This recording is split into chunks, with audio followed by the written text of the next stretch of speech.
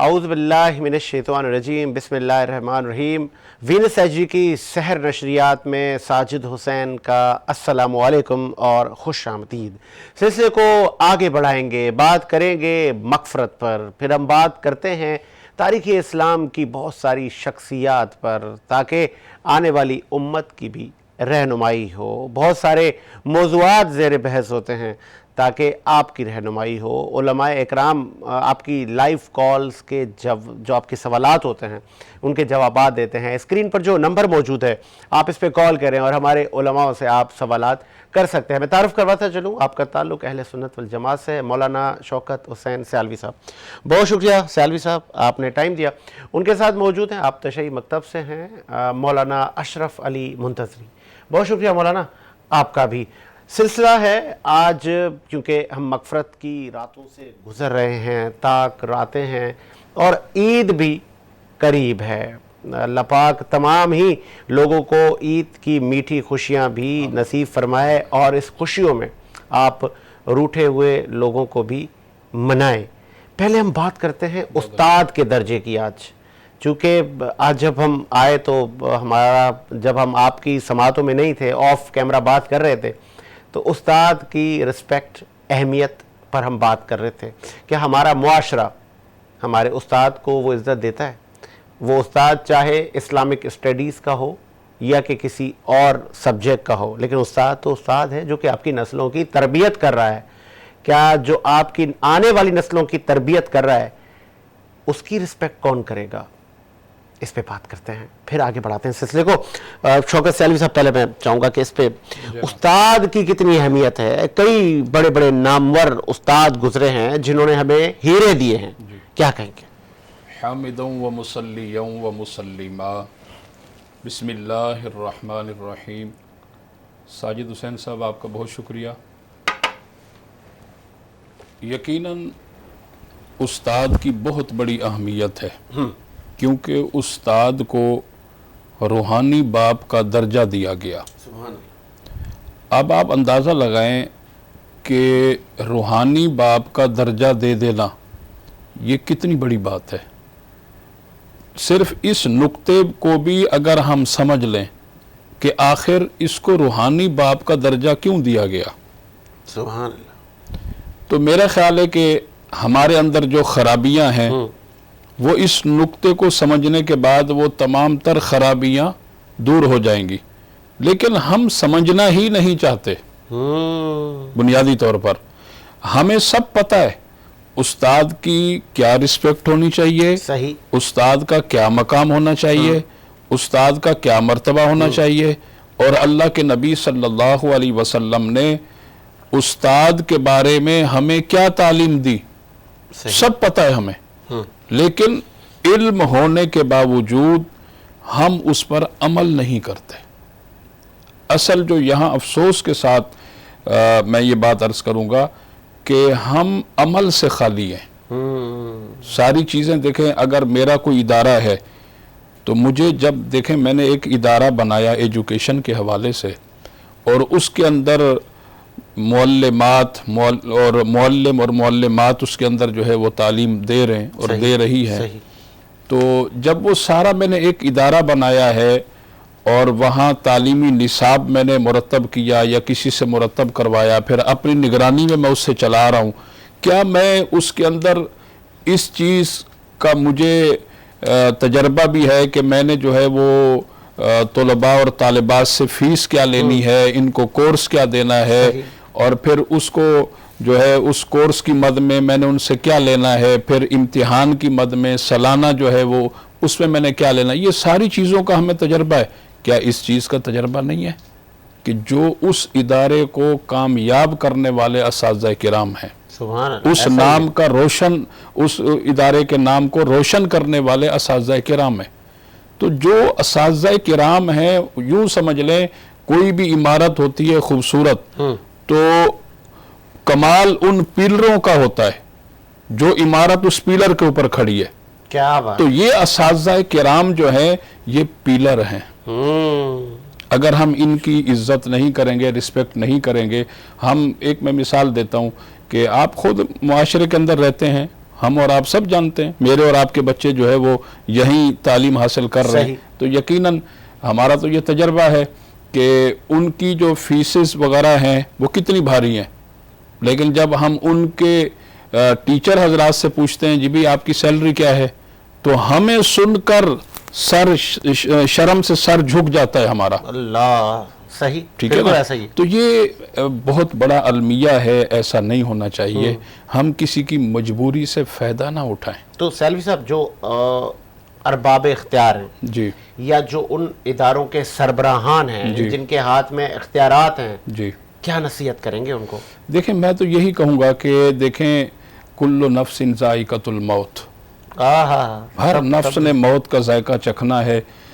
یہ فیکٹریاں، یہ کارخانے، یہ دکانیں، یہ بنگلے، یہ ادارے، یہ سب کچھ یہیں رہ جائے گا. جب ہم دنیا سے جائیں گے، آپ سکندر اعظم کی ہسٹری پڑھیں، وہ سکندر اعظم جس نے ملک در ملک فتح کیے، ایسا ہی.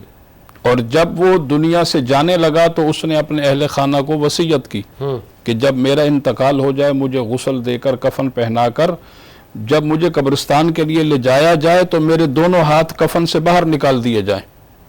تو اہل خانہ نے کہا کہ ایسا کیوں، آپ یہ وصیت کیوں کر رہے ہیں؟ آپ نے کہا اس لیے تاکہ دنیا کو پتہ چل جائے وہ سکندر اعظم جو کہ اتنی بڑی سلطنت کا مالک تھا، جس نے ملک در ملک فتح کیے، آج وہ دنیا سے جا رہا ہے تو دونوں ہاتھ خالی لے کے جا رہا ہے. اللہ، ٹھیک ہے؟ تو یہ سب کچھ یہیں رہ جائے گا. ہر نفس نے موت کا ذائقہ چکھنا ہے. ہمیں اللہ کا ڈر، اللہ کا خوف ہونا چاہیے. جب خوف خدا ہمارے اندر ہوگا تو انشاءاللہ انسانیت کا درد بھی ہمیں ہوگا، ہر ایک کے حقوق کا ہمیں خیال بھی ہوگا. بہت خوبصورت بات کی آپ نے سیالوی صاحب. اب سیالوی صاحب نے تو سر موت کا بتا دیا، مطلب انہوں نے اینڈ کر دیا، آخری بات کہہ دی ان لوگوں کو کہ وہ کسی حق تلفی نہ کریں. اور اسپیشلی جس طرح ہم نے آج جو موضوع ہے ہمارا استاد کی، اگر اس کی آپ پذیرائی کریں گے، اس کو جو رسپیکٹ ہے جس کا وہ متحمل ہے، تو اچھا ہوگا، آپ کی تربیت ہوگی، آپ کی نسلوں کی. آپ کیا کہیں گے منتظری؟ اعوذ باللہ من الشیطان الرجیم، بسم اللہ الرحمن الرحیم. الحمدللہ رب العالمین والصلاة والسلام علی محمد وآلہ الطیبین الطاہرین. اما بعد، قال اللہ الحکیم فی کلام المجید وفرقان الحمید وهو اصدق القائلین وقولہ الحق. بسم اللہ الرحمن الرحیم. هو الذی بعث فی الامین رسولا منہم یتلو علیہم آیاتہ ویزکیہم ویعلمہم الکتاب والحکمہ وان کانوا من قبل لفی ضلال مبین. ساجد بھائی اور قبلہ سیالوی صاحب اور دیگر ہمارے سامعین اور ہماری پوری ٹیم کو السلام علیکم. میں نے آپ کے سامنے سورہ جمعہ، جو ہر جمعے میں ہم جو ہے کسی بھی پیش نماز کے پیچھے جمعہ پڑھتے ہیں، تو ہم یہ سورہ جمعہ کو تکرار کرتے ہیں.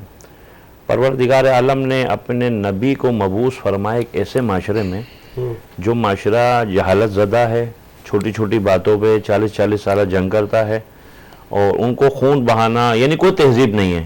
اتنی بد تہذیب قوم ہے کہ اگر لباس نجس ہو جائے تو لباس کو کاٹ دیا کرتے تھے. عرب کی یعنی جہالت کے بارے میں یہاں تک ملتا ہے. تو سرکار نے ان کو جو ہے اسی لیے فرمایا کہ انما بعثت لاتمم لمکارم الاخلاق. میں یعنی معلم اخلاق جو ہے ہم مسلمانوں کا کون ہے؟ پیغمبر اکرم صلی اللہ علیہ وسلم ہے. بے شک. تو لہٰذا جتنا احترام آپ نبی کا کر رہے ہیں اتنا احترام آپ اللہ کا کر رہے ہیں، اتنا احترام آپ اسلام کا کر رہے ہیں. تو ہمیں تربیت جس ہستی نے دی ہے وہ تربیت کس نے دی؟ پیغمبر نے. سبحان اللہ. تو آپ فرما رہے ہیں خذوا الحکمۃ ولو بالکافر. حکمت کی بات کسی کافر سے بھی مل لیے تو لے لو. عرض کرنے کا مقصد یہ ہے کہ سرکار نے جو اصول مرتب فرمائے تعلیم کے حوالے سے کہ ماں کی گود سے قبر تک علم حاصل کرو. صحیح. دیکھیے جہاں تک استاد کے رسپیکٹ کا مسئلہ ہے، استاد جو ہے جیسے کسی جو ہے مثلا ایک مثال تجزیہ نگار نے کہا کہ ایک بندے کے ہاتھ میں اگر پستول ہے، جتنی گولیاں ہیں تو وہ اتنی ہی چلا سکتا نا. لیکن استاد ایک ایسا جو ہے یعنی ماہر ہے، وہ اس جیسے نہ جانے کتنے ہتھیار بنا سکتا ہے کسی بھی میدان میں. ظاہر سی بات ہے ایک استاد ہے جب وہ اپنے اسٹوڈنٹ کی تربیت کرتا ہے تو گویا وہ اپنا خون جگر پلا رہا ہے، ان کو خون جگر پلا کے نسلوں کو جو ہے وہ آباد کر رہا ہے. یعنی مقصد کہنے کا کہ آپ اس کو عزت دے رہے ہو، گویا آپ ریٹرن بول ہے یہ. وہ تعلیم بھی دے رہا ہے، تربیت بھی. میں وہی عرض کر رہا ہوں نا، جو تربیت باپ نہیں کر سکتا وہ استاد کرتا. تو اگر میں استاد کو عزت دے رہا ہوں تو ریٹرن بول ہے نا، آج میں عزت دے رہا ہوں کل کو مجھے بھی وہ عزت ملنی ہے. تو کہنے کا مقصد ہے کہ اس معاشرے کے اندر جو ہے، جو کہ ہم جس دین سے تعلق رکھتے ہیں وہ اسلام ہے، جس کی پہلی وحی جو ہے پیغمبر پہ نازل وہ اقرا ہے. ایسا ہی ہے. ٹھیک ہے، لیکن مسئلہ یہ ہے کہ یہاں پر بڑا افسوس ہے کہ جی مثلا ایک مثال دے رہا ہوں کہ آپ اپنے بچے کو اسکول میں ڈال رہے ہو، اسکول میں آپ کی کوشش ہے کہ جی میں ہائی سٹینڈرڈ اسکول میں اپنے بچے کو ایڈمیشن کراؤں. صحیح.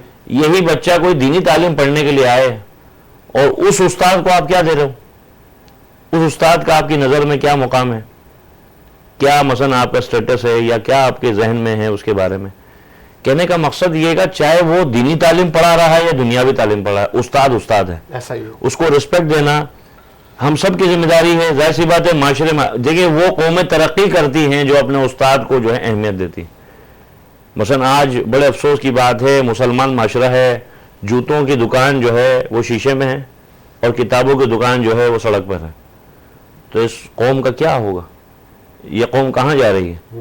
آج مسئلہ یہ ہے دیکھیے وہ مسلمان جو ہے جو بڑی بڑی چیزوں پہ جن کی جو نا دسترس تھی، مثلا امام جعفر صادق علیہ السلام اپنے جد کا وہ منہدم مدرسہ جو مدینے میں منہدم ہو چکا تھا، جس کی تختی پہ ایک جملہ لکھا ہوا، یتیم وہ نہیں جس کا باپ مر جائے، ما لیس بالیتیم. یتیم وہ نہیں جس کا باپ مر جائے، یتیم وہ جس کے پاس علم و ادب نہیں ہے. بتائیں.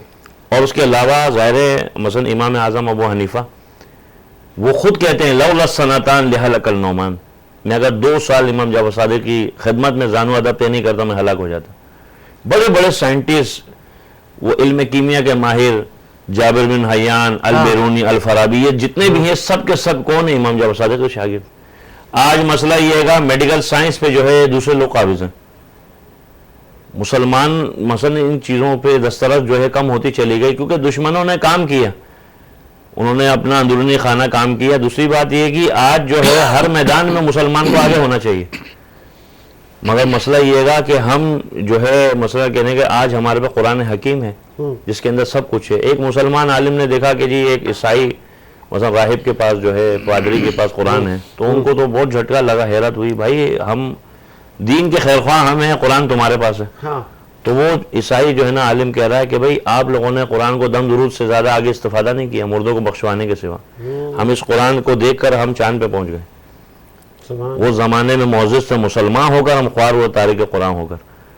کہنے کا مقصد یہ کہ سب کچھ ہمارے پاس ہے مگر کس چیز کی کمی ہے؟ یعنی وہ اسلام، وہ دین کے جو مردوں کو بھی سلام کرنے کا حکم دے رہا ہے. دیکھیے نا جب انسان جو ہے دنیا میں آیا تو انسان بے شعور ہے، لیکن وہ پروردگار عالم کی حکمت ہے، پروردگار عالم نے ودیعت کی ہے. ایک بچہ جو ہے جب روتا ہے تو وہ کون سی ہستی ہے جس نے بچے کے ذہن میں یہ بات ڈالی کہ ماں کے پستان سے اگر وہ منہ لگائے گا تو اس کو تھن میں سے دودھ آنا ہے؟ بچے کو تو نہیں پتا نا، کوئی اس کو گائیڈ نہیں کر رہا ہے. لیکن میں عرض کر رہا ہوں کہ ایک استاد جو ہے یعنی گویا سمجھ لیں کہ ان جو ہے چہکتے نونہالوں کو کل کو مستقبل کا معمار بنا رہے ہیں. بالکل ایسا ہی. تو لہذا جس طریقے سے جو ہے نا ایک چراغ سے ہزار لاکھوں چراغ جلائے جا سکتے ہیں تو استاد وہی کر رہا ہے. لیکن ہمارے سوسائٹی میں استاد کے کیا مقام ہے؟ ہم استاد کو وہ رسپیکٹ نہیں دیتے، استاد کو وہ عزت نہیں دیتے، جس کی وجہ سے معاشرے میں مسائل ہیں. ظاہر سی بات ہے آج جس نے آپ کو بولنا سکھایا، مولا علی علیہ السلام فرما رہے ہیں کہ جس نے مجھے ایک حرف سکھایا اس نے مجھے اپنا غلام بنا لی. سبحان اللہ. امام زین العابدین علیہ السلام کا ایک فرزند ہے، کمسن ہے، وہ معلم کے پاس خود امام ہوتے ہوئے معلم کے پڑھنے کے لیے بھیجا. معلم نے پہلے دن سکھایا بسم اللہ الرحمن الرحیم. جب آپ کا فرزند پڑھ کے آیا، امام علم کی اہمیت بتانا چاہ رہے، خود امام وقت ہیں، اس معلم کو بلایا، کہا بیٹا کیا پڑھا آج آپ نے؟ کہا معلم نے بابا جان پڑھایا بسم اللہ الرحمن الرحیم. اس عالم کو بلایا، کہتے ہیں اپنا لباس اس کو عطا کیا اور کہتے ہیں کہ اس کو کہا اپنا منہ کھول دے. کئی مرتبہ جو ہیرے جواہرات جو ہے اس کے منہ میں ڈال دیے، اس کو کہا اپنے دامن میں انڈیل دے. کئی مرتبہ ایسا کیا تو وہ کہنے لگا بس مولا حق ادا ہو گیا. تو امام فرمانے لگے کہ نادان، اگر پوری کائنات کا خزانہ ایک پلڑے میں رکھوں، دوسرے پلڑے میں بسم اللہ رکھوں تو بسم اللہ کی عظمت پھر بھی بلند ہے. یہ وہی درک کر سکتے ہیں جن کے اپنے گھر میں قرآن کا نزول ہوا. سبحان اللہ. کہنے کا مقصد یہ ہے گا کہ آج ہماری سوسائٹی جو تباہی کے دہانے پہ جا رہی ہے، غلط ٹریک پہ جا رہی ہے، اس کا مقصد یہی ہے گا کہ ہم نے علم و ترقی، یعنی اسلام نے یہ چیزوں کو حکم دیا. مولانا آگے بڑھاتے ہیں سلسلے کو. اب چونکہ ہم رمضان کے آخری ایام میں ہیں، ہماری کوشش تھی پورا رمضان ہم مثبت پہلو پر بات کریں، ہم ایسے ٹاپک پر بات کریں جس سے امت کی رہنمائی ہو، ان کا کوئی فائدہ ہو سکے، ان کو نالج مل سکے. اور بہت سارے لوگوں نے کالز بھی کیے، اپنے مسائل بھی پوچھے. اس وقت اگر آپ اسٹڈی کریں، جب سے رمضان المبارک کا یہ مہینہ شروع ہوا ہے، تو پرانی جو متنازع ویڈیوز ہیں وہ بھی سوشل میڈیا پہ دوبارہ ڈال دی گئی اور اس پہ شیئرنگ چل رہی ہے، الزامات لگ رہے ہیں، بڑی بڑی ایک دوسرے پہ تہمتیں لگائی جا رہی ہیں، فتوے دیے جا رہے ہیں. تو ہم مسلمانوں کو کس سمت لے کر جا رہے ہیں؟ ایک ہی نبی، خاتم النبی حضرت محمد مصطفیٰ، دین بھی ایک، قرآن بھی ایک، ہم لوگ کہاں جا رہے ہیں؟ آج میں چاہوں گا کہ اس پہ بھی میں جو علماء میرے اسٹوڈیو میں بیٹھے ہیں کہ وہ اس پہ کیا کہیں گے کہ ہم کہیں 1.5 انچ کی مسجد تو نہیں بنا رہے. سیالوی صاحب غالباً آپ سمجھ گئے ہوں گے کہ میں اب کس سمت لے کر جا رہا ہوں پروگرام کو. کوئی کہہ رہا ہے انجینئر محمد علی مرزا فتنہ ہے، اس کو واجب القتل ہے، یہ مار دو اس کو. کوئی کہہ رہا ہے وہ فلانا ایسا ہے، کوئی کہہ رہا ہے وہ ایسا ہے. دین محمد کیسا ہے؟ میں چاہ رہا ہوں سیالوی صاحب کی زبان. جناب ساجد حسین صاحب، گزارش یہ ہے کہ دیکھیں، اصل کامیاب وہی انسان ہے جو کہ اللہ کے قرآن اور نبی کے فرمان پر مکمل عمل کر لے. سبحان اللہ. جس نے کتاب و سنت کا دامن مضبوطی سے تھام لیا وہ شخص کبھی بھی گمراہ نہیں ہو سکتا، کیونکہ ہم نے حضور سرور کائنات علیہ الصلوۃ والسلام کی تعلیمات پر عمل کرنا چھوڑ دیا ہے. اگر ایک مثال ہے، حضور کی تعلیمات کو کوئی اہمیت نہیں دیتا، وہ اس بات کا دعویٰ کرتا ہے کہ نہیں، میں نے تو جو ہے وہ قرآن کا دامن مضبوطی سے تھاما ہے اور بس میں اسی قرآن پر عمل کرتا ہوں. تو پھر دیکھیں قرآن کا یہ بھی تو حکم ہے نا، یُضِلُّ بِهِ کثیرا وَیَہْدِی بِهِ کثیرا، کہ بعض لوگ اسی قرآن کو پڑھ کر ہدایت پا جائیں گے اور بعض لوگ اسی قرآن کو پڑھ کر گمراہ ہو جائیں گے. اللہ، اب دیکھیں یہ قرآن کا فیصلہ ہے. تو اس لیے ہمیں چاہیے کہ ہم مطلقاً دیکھیں، قرآن کے اندر بہت ساری چیزیں ایسی ہیں. میں ایک مثال دیتا ہوں آپ کو کہ قرآن کے اندر حکم ہے اقیموا الصلاۃ وآتوا الزکاۃ وارکعوا مع الراکعین.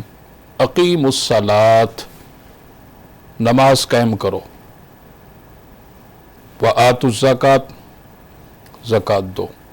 اب یہاں اقیموا الصلاۃ، نماز قائم کرو، صرف مطلقاً یہی ہے نا.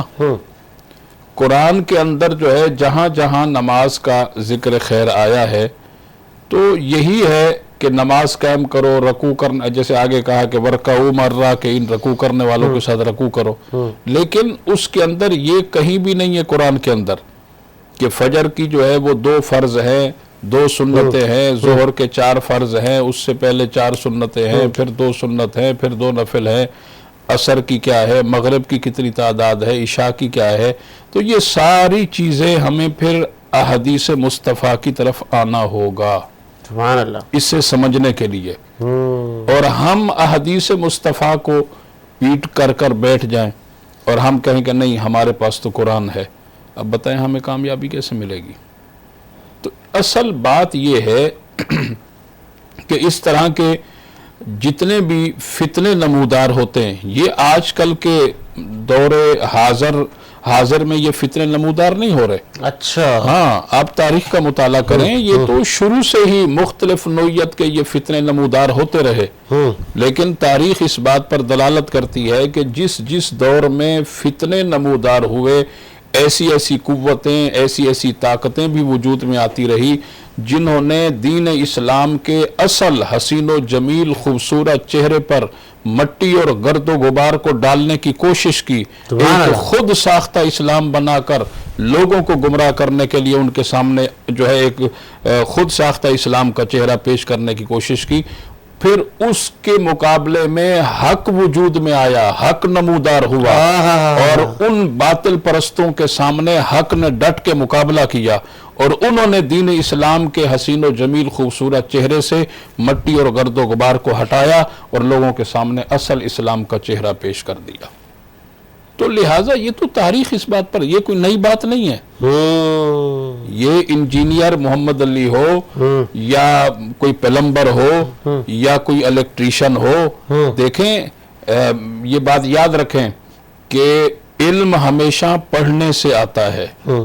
علم ہمیشہ، ابھی استاد کی معلم کی بات ہو رہی تھی، ایسا نہیں ہے کہ اگر میں نے جو ہے وہ کوئی ایک کورس کر لیا تو میں اب مفتی بھی بن گیا، میں عالم بھی بن گیا۔ وہ انجینئر جو آپ نے بات کی وہ یہی تو کہہ رہا ہے کہ ہم علمی کتابی ہیں، جی جی، ہم اپنے باباؤں آباؤں کے نہیں دیکھتے، ہم پڑھیں گے احادیث اس کے مطابق چلیں گے۔ میں دیکھیں وہی بات عرض کر رہا ہوں، جو اگر ہم کسی اللہ کے ولی کی توہین کریں یا کسی صحابی رسول کی توہین کریں یا کسی اہل بیت کے عظیم الشان فرد کی توہین کریں، دیکھیں وہ بھی تو اسی قرآن اور نبی کے فرمان کا پرچار کر رہے ہیں، وہ کوئی اپنے گھر کی بات تھوڑی کر رہے ہیں۔ اصل بات تو یہی ہے نا۔ آپ دیکھیں اللہ کریم نے، اگر یہ میں ایک مثال دیتا ہوں، یہ جو جس طرح وہ بزرگان دین اولیاء کرام کی شان میں بے ادبی اور گستاخی کرتا ہے یہ محمد علی مرزا، ٹھیک ہے، اور یہ صرف ایک بند کمرے میں بیٹھ کر یہ سارا کچھ کرتا ہے، علماء کے سامنے نہیں آتا۔ دیکھیں تقریباً ہر مکتبہ فکر کے علماء نے جو ہے اس کو چیلنج کیا، بات کرنے کی وہ آج جو میں نے کیونکہ آج میں نے سنا تو وہ کہتے ہیں نا، تو پھر میں نے کہا کہ کیونکہ میرے آخری پروگرام چل رہے ہیں تو میں ضرور علماء سے اس پہ روشنی میں کہوں گا کہ امت کی کریں۔ آج اس نے کہا کہ میں مولانا تقی عثمانی صاحب کو بھی چیلنج کر رہا ہوں، میں تمام مکاتب فکر کے جو ہیڈ ہیں، چھوٹے موٹوں سے میں نہیں کرتا بات، وہ آئیں میرے ساتھ بیٹھیں، اگر وہ مجھے جھٹلا دے میں ان کے پیروں میں بیٹھ جاؤں گا۔ جی میں عرض کروں، دیکھیں بات یہ ہے کہ پہلے وہ کہتے ہیں نا کہ استاد سے بات کرنے سے پہلے اس کے شاگرد سے تو بات کر لے۔ اچھا ٹھیک ہے نا بھائی، بات تو یہ ہے نا، یا تو جو بڑے ہمارے علماء ہیں، بڑے اکابرین ہیں، ان کے اساتذہ اگر ان کے شاگرد اگر منع کر رہے ہوں کہ نہیں جی آپ ہمارے اساتذہ سے ہی بات کریں، جب ان کے شاگرد آپ کو بارہا للکار رہے ہیں اور کہہ رہے ہیں کہ ہم آپ کے گھر پر آنے کے لیے تیار ہیں، ہونا آپ کے گھر کے احاطے میں بیٹھ کر آپ سے بات کرنے کے لیے تیار ہیں، آپ ہمارے پاس نہ آئے، تو ہم آ رہے ہیں۔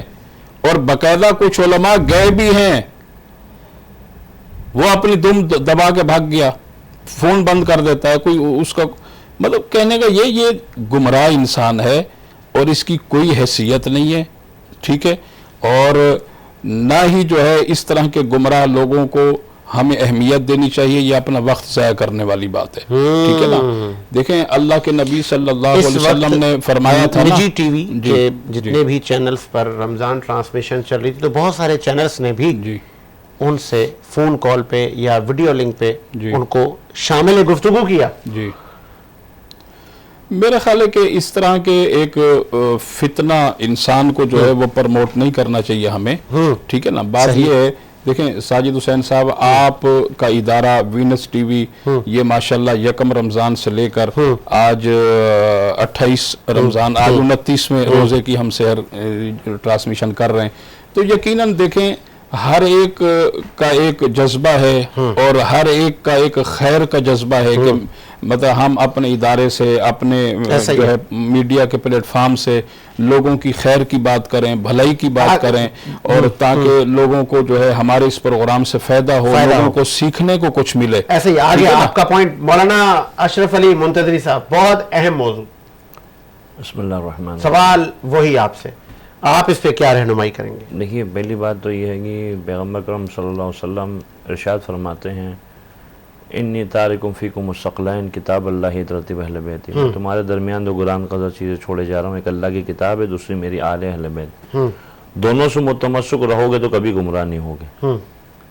بات یہ ہے کہ کوئی بھی اگر دیکھیں مثلا ایک مثال ہے کہ ہر کسی کا اپنا نظریہ ہے، ہر کسی کو اختیار ہے اپنے عقیدے کا پرچار کرنے کا، صحیح، ایک بات۔ دوسری بات یہ کہ گفتگو اس ماحول میں ہو کہ جیسے ایک مثال ہے، میں کوئی دعویٰ کرتا ہوں تو اس کی میرے پاس دلیل ہو، ایک۔ دوسری بات ہے کہ اگر آپ کو اگر اس سے کوئی اختلاف ہے تو اس کی آپ کے پاس کوئی دلیل ہو۔ اس برے صغیر میں تو ایسے لوگوں نے بھی نبوت کے بھی دعوے کر دیے، سرکار وہ تو کر دیے نا، میں نے کہا ہر بندے کو اختیار ہے، کوئی بھی مثلا ایک مثال ہے، ایک بندہ اللہ کو نہیں مانتا، وہ اس کا اپنا ذاتی فعل ہے۔ مثلا حضرت ابراہیم علیہ السلام جو ہے ان کی عادت تھی، یہ مطلب یفسر بعض و بعض، یعنی ایک بات سمجھانے کے لیے ہم دوسری بات کرتے ہیں۔ حضرت ابراہیم علیہ السلام کی عادت تھی جب بھی وہ کھانا کھاتے تھے، دسترخوان پہ کوئی ہوتا تو کھاتے تھے ورنہ نہیں کھاتے تھے۔ پہلے پہر کوئی نہیں آیا، دوسرے پہر کوئی نہیں آیا، تیسرے پہر ایک آدمی آیا، دسترخوان بچھایا، اس نے کہا بسم اللہ بیٹھیں کھائیں۔ اس نے کہا یہ بسم اللہ کیا ہے؟ کہا اللہ کے نام سے، میں اللہ کو مانتا ہی نہیں۔ کہا اللہ کو نہیں مانتا تو ایسے بندے کے لیے میرے دسترخوان پہ جگہ نہیں ہے۔ اچھا وہ بھی بندہ اپنے بات کا بڑا پکا تھا، وہ بھی اٹھ گیا بھوکا۔ اللہ نے رات کو وہی بھیجی، ابراہیم تو نے کیا کیا؟ میرے بندے کو بھوکا اٹھا دیا۔ کہا پروردگار تجھے نہیں مانتا؟ کہا 27 سال سے نہیں مان رہا تھا، میں نے اس کا روزی بند نہیں کی، تو کون ہوتا ہے اس کا رزق بند کرنے والا؟ دیکھیے ایک بات ہے کہ ہر بندے کو اس کے اپنے عقیدے کے، اپنے نظریات کے پرچار کا حق ہے، لیکن یہاں پہ معاملہ یہ ہے گا، دیکھیے ایک چیز ہے، وہ ایک اس ماحول میں بات ہو کہ کسی کو دل کو ٹھیس نہیں پہنچے۔ مثلا ہم کوئی زور زبردستی، دیکھیں دین میں تو لا اکراہ فی الدین، دین میں جبر نہیں ہے نا، ڈنڈے کے زور پہ کوئی بھی دین پہنچا نہیں سکتا، اور نہ پیغمبر نے ایسا کوئی حکم دیا۔ لیکن یہ گا کوئی بات، اگر کوئی ایسی بات جس سے اختلاف ہو، میں حضرت یہاں قطع کلامی معاف، میں ایک بات یہاں عرض کروں گا، دیکھیں وہ تو بالکل آپ صحیح کہہ رہے ہیں کہ میں کسی کی مخالفت میں نہیں بولا، سنیں وہ ٹھیک ہے بندہ اپنا موقف بیان کرے، لیکن دیکھیں اس چیز کو کیسے ہم برداشت کریں گے کہ وہ بندہ کبھی نبیوں کی توہین کر رہا ہے، وہ بندہ کبھی حمایت کر رہا ہوں، کبھی وہ اہل بیت کی توہین کر رہا ہے، کبھی وہ اولیاء کرام کی توہین کر رہا ہے، ایک سمت ہے ہی نہیں، ٹھیک ہے، اس کی کوئی ایک سمت ہے ہی نہیں، پتہ نہیں وہ کس طبیعت کا انسان ہے، کیا ہے، ہمیں تو کچھ سمجھ نہیں آ رہی۔ کہنے کا مقصد یہ گا، دیکھیے ہمارے معاشرے کا ایک اصول ہے، ہم ایک دم کسی کو پروموٹ کرنا شروع کر دیتے ہیں یا ایک دم کسی کو گرانا شروع کر دیتے ہیں۔ میں کسی کی فرد واحد کی بات نہیں کر رہا ہوں، پہلے میں بات سنیں، فتوے بھی تو دیے جا رہے ہیں کہ اس کو مار دو۔ سرکار بات یہ ہے کہ نا، دیکھیے ایک چیز ہے، سوشل میڈیا ایک آزاد بے لگام گھوڑا ہے، ٹھیک ہے، جس کے ہاتھ میں ہے نا بس وہ اپنی بات کر رہا ہے، ایک بات۔ دوسری بات یہ ہے کہ پہلی بات ہے کہ کوئی بھی بندہ بات کرے تو اتھینٹک بات کرے۔ مثلا ایک مثال دے رہا ہوں، بھائی ہر مکتب فرقے علماء ہیں۔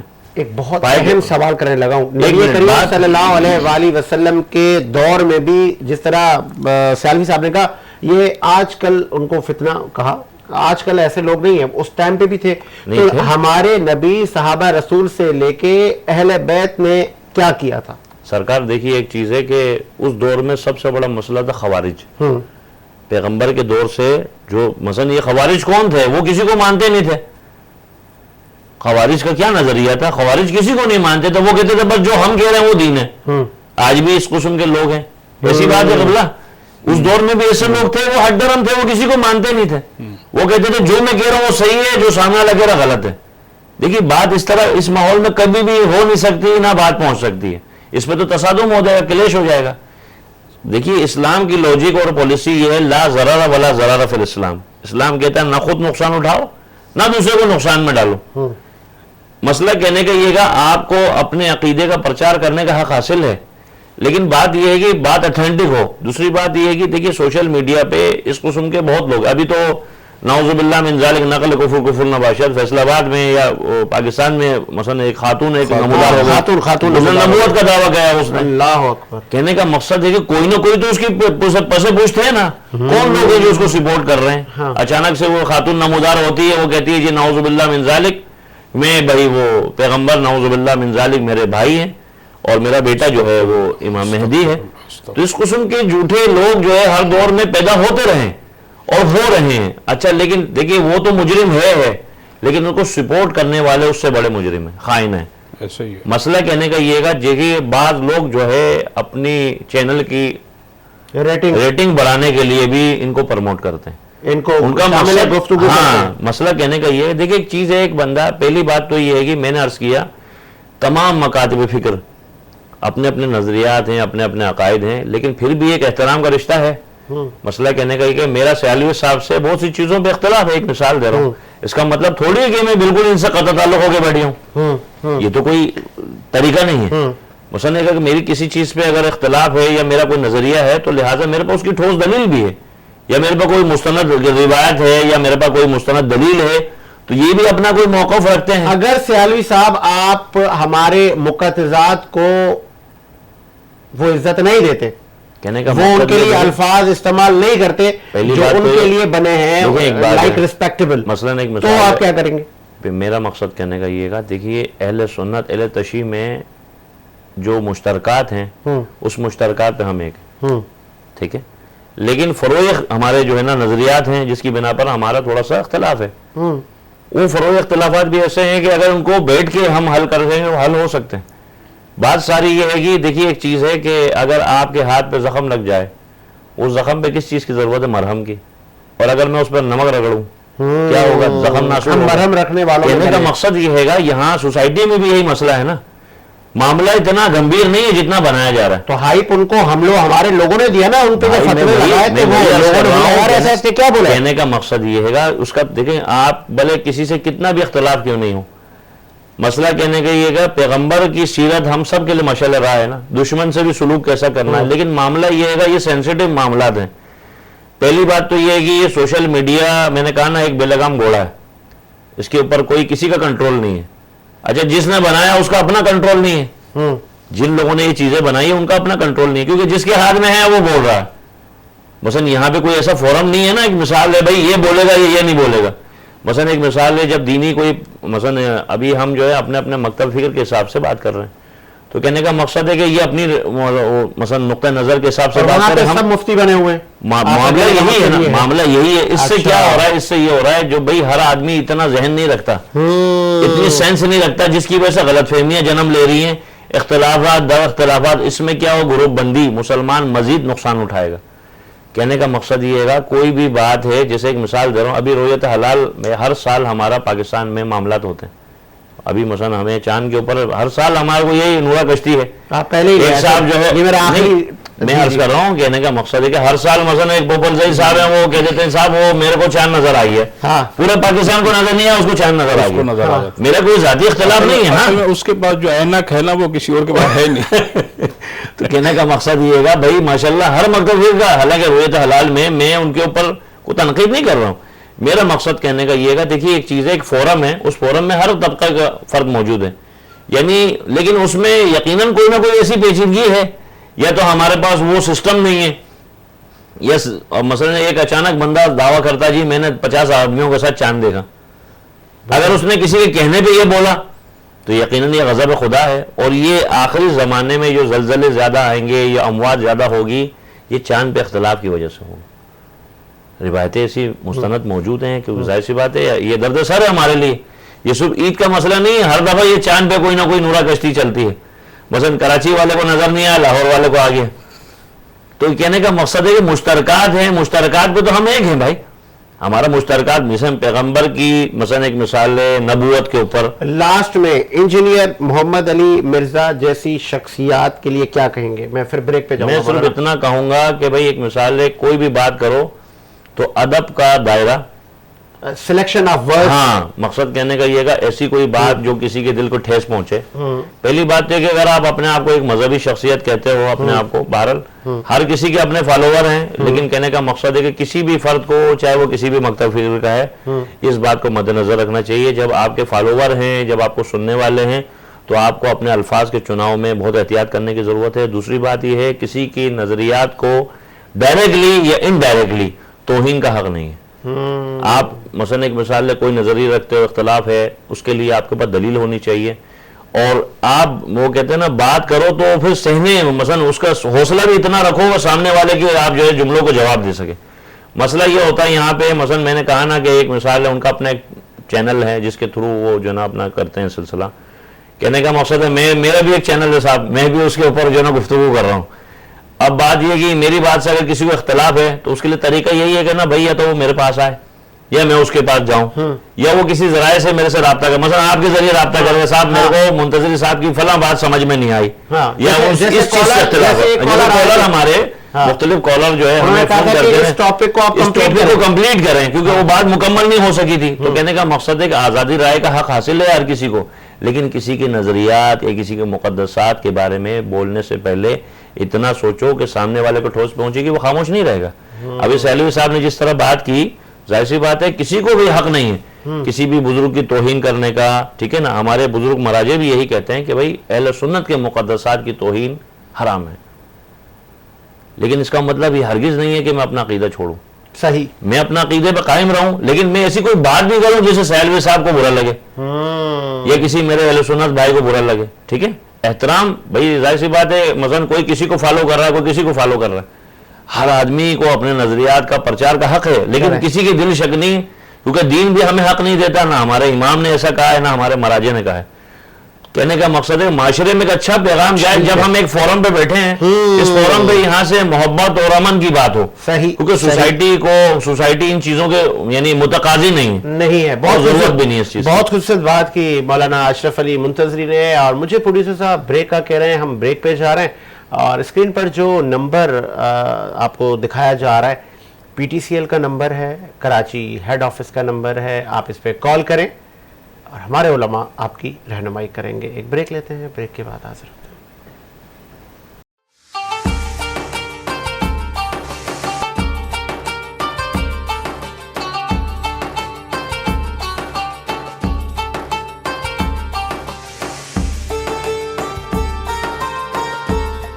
بریک کے بعد خوش آمدید.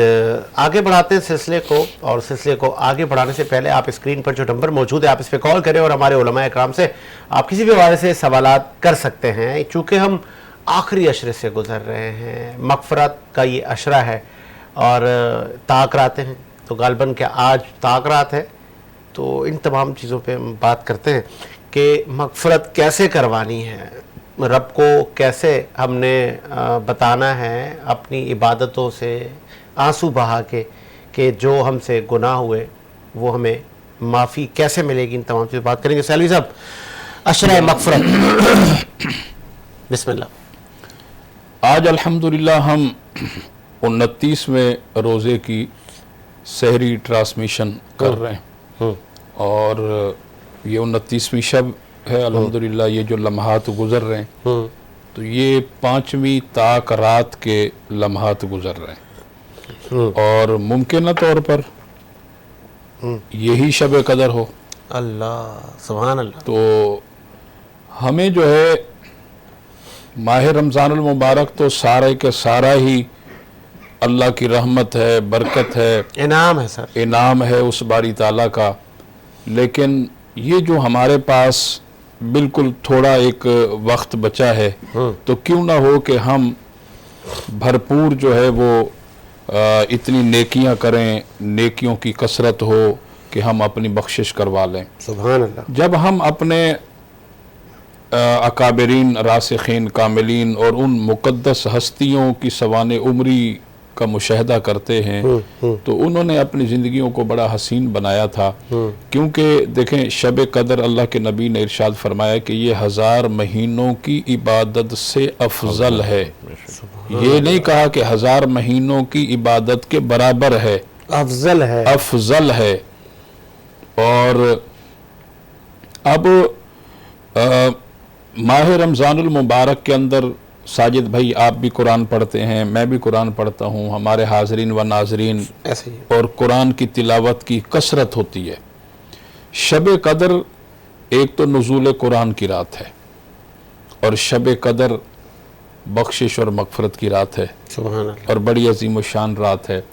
تو ہم تھوڑا سا اپنی ان مقدس ہستیوں کی سوانح عمری کا مشاہدہ کرتے ہیں کہ انہوں نے ماہ رمضان المبارک کے اندر کلام الرحمن کی تلاوت کس طرح کی. تو چنانچہ حضرت سہیل بن محمد رحمۃ اللہ علیہ کا یہ معمول تھا کہ جب رمضان کا مہینہ آتا تو آپ 90 مرتبہ قرآن ختم فرما دیا کرتے. سبحان اللہ. حضرت امام شافعی رحمۃ اللہ علیہ جب رمضان کا مہینہ آتا تو 60 مرتبہ قرآن ختم فرما دیا کرتے. سبحان اللہ. میرے اور آپ کے امام اعظم حضرت سیدنا نعمان بن ثابت رضی اللہ تعالیٰ عنہ جب ماہ رمضان کا مہینہ آتا تو 61 بار قرآن ختم فرما دیا کرتے. سبحان اللہ. اور حضرت امام بخاری رحمۃ اللہ علیہ ایک قرآن دن کو ختم فرماتے، ایک قرآن رات کو ختم فرماتے. اور حضرت خواجہ معین الدین حسن غریب نواز چشتی سنجری رحمۃ اللہ علیہ ایک قرآن دن میں ختم کرتے اور ایک قرآن رمضان کی رات میں ختم کرتے. اور حضرت جنید بغدادی رحمۃ اللہ علیہ 24 گھنٹوں میں ایک قرآن ختم کیا کرتے. اور حضرت جلیل بن کاتب صوفی رحمۃ اللہ علیہ 4 قرآن رات کو ختم کرتے، 4 قرآن دن کو ختم کرتے. اور حضرت محمد بن احمد رحمۃ اللہ علیہ 7 قرآن رات کو ختم کرتے اور 7 قرآن دن کو ختم کرتے. اور شیخ ادریس رحمۃ اللہ علیہ نے اپنی زندگی میں 33,000 مرتبہ قرآن ختم کیا. اور حضرت شیخ شبلی رحمۃ اللہ علیہ نے اپنی زندگی میں 13,000 مرتبہ قرآن ختم کیا. اور پھر ان کا مقام دیکھیں، تاریخ بغداد کے اندر ہے. شیخ شبلی رحمۃ اللہ علیہ یہ وہ ہیں جو کہ بغداد کے اندر لوگ انہیں پاگل اور مجنوں کہتے تھے. اور ایک مرتبہ حضرت ابو بکر بن مجاہد، یہ تاریخ بغداد بڑی معتبر کتاب ہے، اس کے اندر یہ واقعہ موجود ہے. حضرت ابو بکر بن مجاہد اتنے بڑے مدرس تھے، آپ رئیس المدرسین ہیں. اور جب آپ مسند تدریس پر بیٹھ کر اپنے شاگردوں کو علم کے سمندر پلایا کرتے، اس وقت آپ کے پاس وقت کا وزیر اعظم آ جاتا، وقت کا گورنر آ جاتا، بڑے بڑے قبائل کے سردار آتے، تو آپ سلسلہ تدریس کو موقوف نہیں کرتے، وہ سارے کے سارے آپ کا انتظار کرتے. آپ اپنے شاگردوں کو پڑھا کر اس کے بعد جا کر ان لوگوں سے ملاقات کیا کرتے. ایک مرتبہ اپنے شاگردوں کو حضرت ابو بکر بن مجاہد پڑھا رہے ہیں تو دوران تعلیم تدریس کے دوران شیخ شبلی رحمۃ اللہ علیہ تشریف لے آئے. اور جیسے ہی وہ آئے تو حضرت ابو بکر بن مجاہد نے اپنی تدریس کو موقوف کیا اور مسند تدریس پر کھڑے ہو کر ان کا استقبال بھی کیا، انہیں اپنے سینے سے بھی لگایا اور ان کی پیشانی پر بوسے بھی دیے. اب شاگردوں نے کہا کہ حضرت بڑی عجیب بات ہے، آپ کے پاس بڑے بڑے وزراء آئے، گورنر آئے، قبیلوں کے سردار آئے، آپ نے کسی کی خاطر اپنی تدریس کو روکا نہیں ہے. یہ تو بغداد کے اندر پاگل ایک مجنوں مشہور ہے، آپ اس کے لیے کھڑے ہو گئے. تو حضرت ابو بکر بن مجاہد نے کہا کہ میرے شاگردوں، بات دراصل یہ ہے کہ میں نے آج رات جو کچھ حالت خواب کے اندر اللہ کے پیارے نبی صلی اللہ علیہ وسلم کو کرتے ہوئے دیکھا ہے، میں نے وہی عمل شیخ شبلی کے ساتھ کیا ہے. اب شاگردوں نے کہا کہ حضرت آپ نے کیا دیکھا؟ آپ نے کہا کہ میں اپنے بستر پر آرام کر رہا تھا، حالت نیند کے اندر اللہ کریم نے میری نگاہوں کے آگے تمام پردے حجابات ہٹا دیے. میں نے دیکھا کہ اللہ کے نبی صلی اللہ علیہ وسلم کی بارگاہ میں صحابہ کرام موجود ہیں. اور اتنی دیر میں شیخ شبلی حضور کے پاس آئے تو حضور اپنی مسند سے کھڑے ہو گئے اور شیخ شبلی کا استقبال بھی کیا، انہیں اپنے سینے سے بھی لگایا اور ان کی پیشانی پر بوسے بھی دیے. میں نے حالت خواب کے اندر عرض کی، یا رسول اللہ، یہ تو بغداد کے اندر پاگل اور مجنوں مشہور ہے، آپ نے اتنی مہربانی اس پر، اتنی شفقت فرما دی. تو سرکار دو عالم علیہ السلام نے ارشاد فرمایا کہ 80 سال ہو گئے ہیں یہ شیخ شبلی جب بھی نماز پڑھتا ہے ہر نماز کے بعد قرآن کی تلاوت کرتا ہے اور 3 بار یہ مجھ پر درود بھیجتا ہے، صلی اللہ علیہ یا محمد، صلی اللہ علیہ یا محمد، صلی اللہ علیہ یا محمد. اس لیے ہم نے یہ کرم کیا ہے کہ انہیں اپنے سینے سے بھی لگایا اور اس کی پیشانی کو بوسے بھی دیے. تو لہٰذا ہمارے اکابرین نے قرآن سے بھی محبت کی ہے اور حضور سے بھی سچا پیار کیا ہے. تو لہٰذا یہ جو جہنم سے آزادی کا عشرہ، پھر آج تاک رات، پھر شب قدر ممکنہ طور پر، تو ہمیں چاہیے کہ ہم زیادہ سے زیادہ عبادت کر کے اپنی جو ہے وہ بخشش کی جو ہے وہ طلب کریں. بہت خوبصورت بات کی مولانا اشرف علی منتظری صاحب کہ ہمارے جو دین کے پلر تھے صحابہ رسول صلی اللہ علیہ وآلہ وسلم سے لے کے اہل بیت، انہوں نے کس طرح دین کی تکمیل کے لیے کام کیا، انہوں نے ان طاق راتوں کے لیے کیا کہا، آپ میں چاہوں گا اس سلسلے کو آگے بڑھائیں۔ بسم اللہ الرحمن الرحیم۔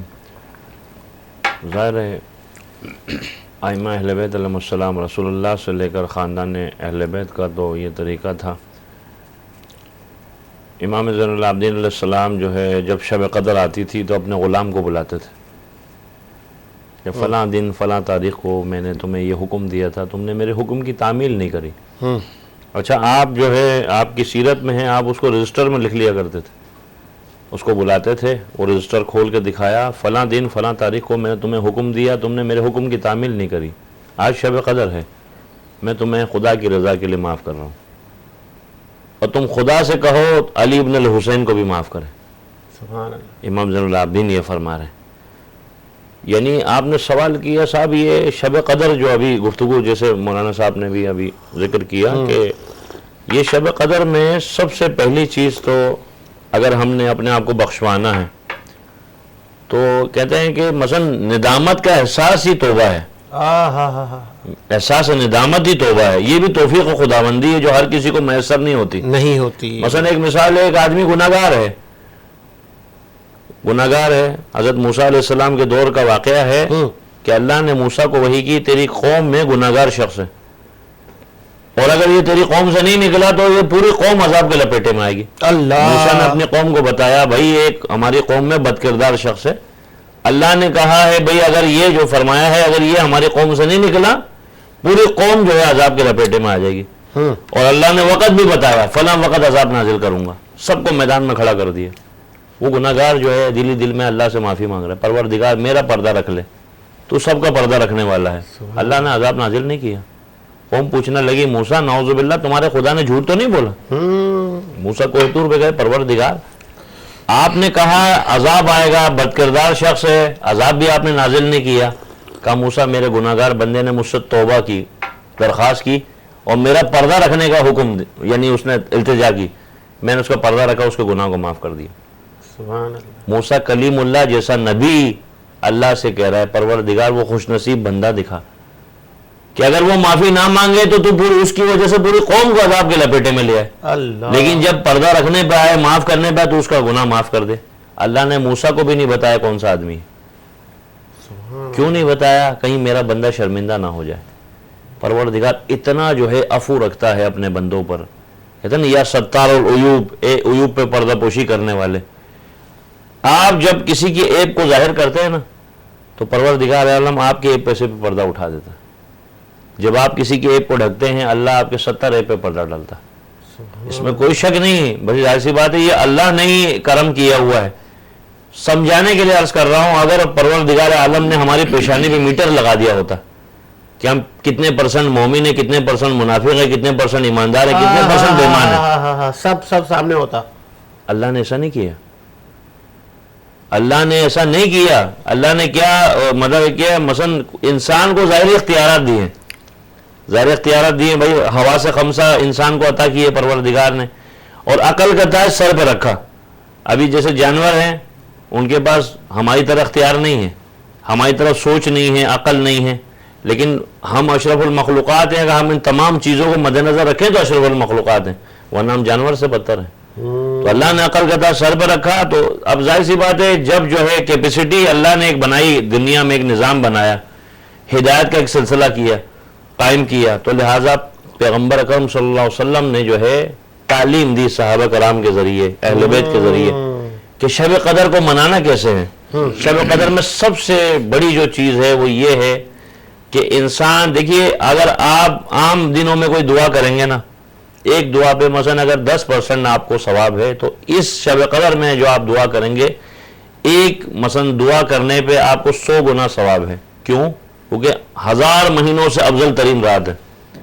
اِنَّا أَنزَلْنَاهُ فِي لَيْلَةِ الْقَدْرِ، تمہیں کیا پتہ شب قدر کیا ہے؟ یہ شب قدر وہ ہے جو یعنی طلوع صبح تک جو ہے سلامتی ہے پروردگار کی طرف سے۔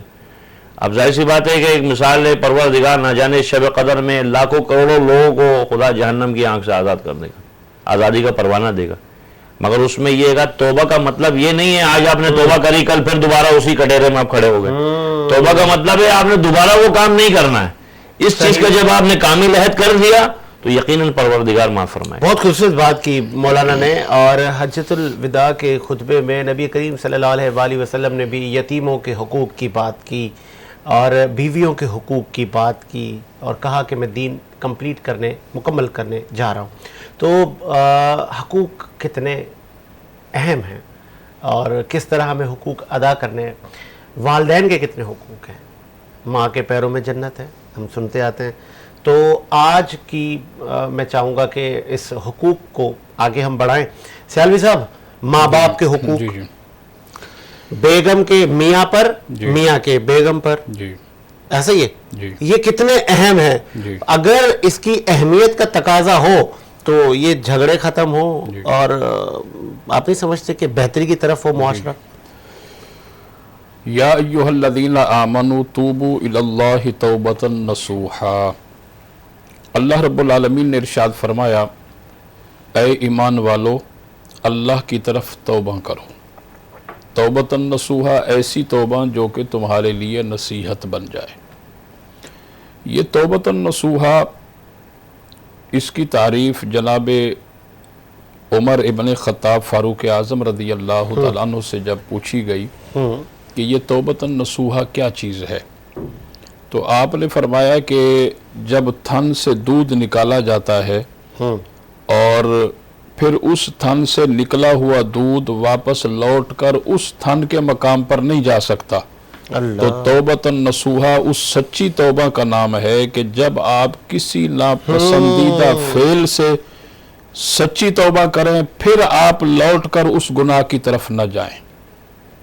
اب اس میں تمام چیزیں دیکھیں، والدین کی توہین کرنا گناہ ہے، بیوی کے حقوق کو پامال کرنا گناہ ہے، اولاد کے حقوق کو پامال کرنا گناہ ہے. کیونکہ آپ کا سوال یہی تھا نا، تو اس لیے میں نے بنیاد یہ قرآن کی آیت سے ہی اس لیے میں نے لی.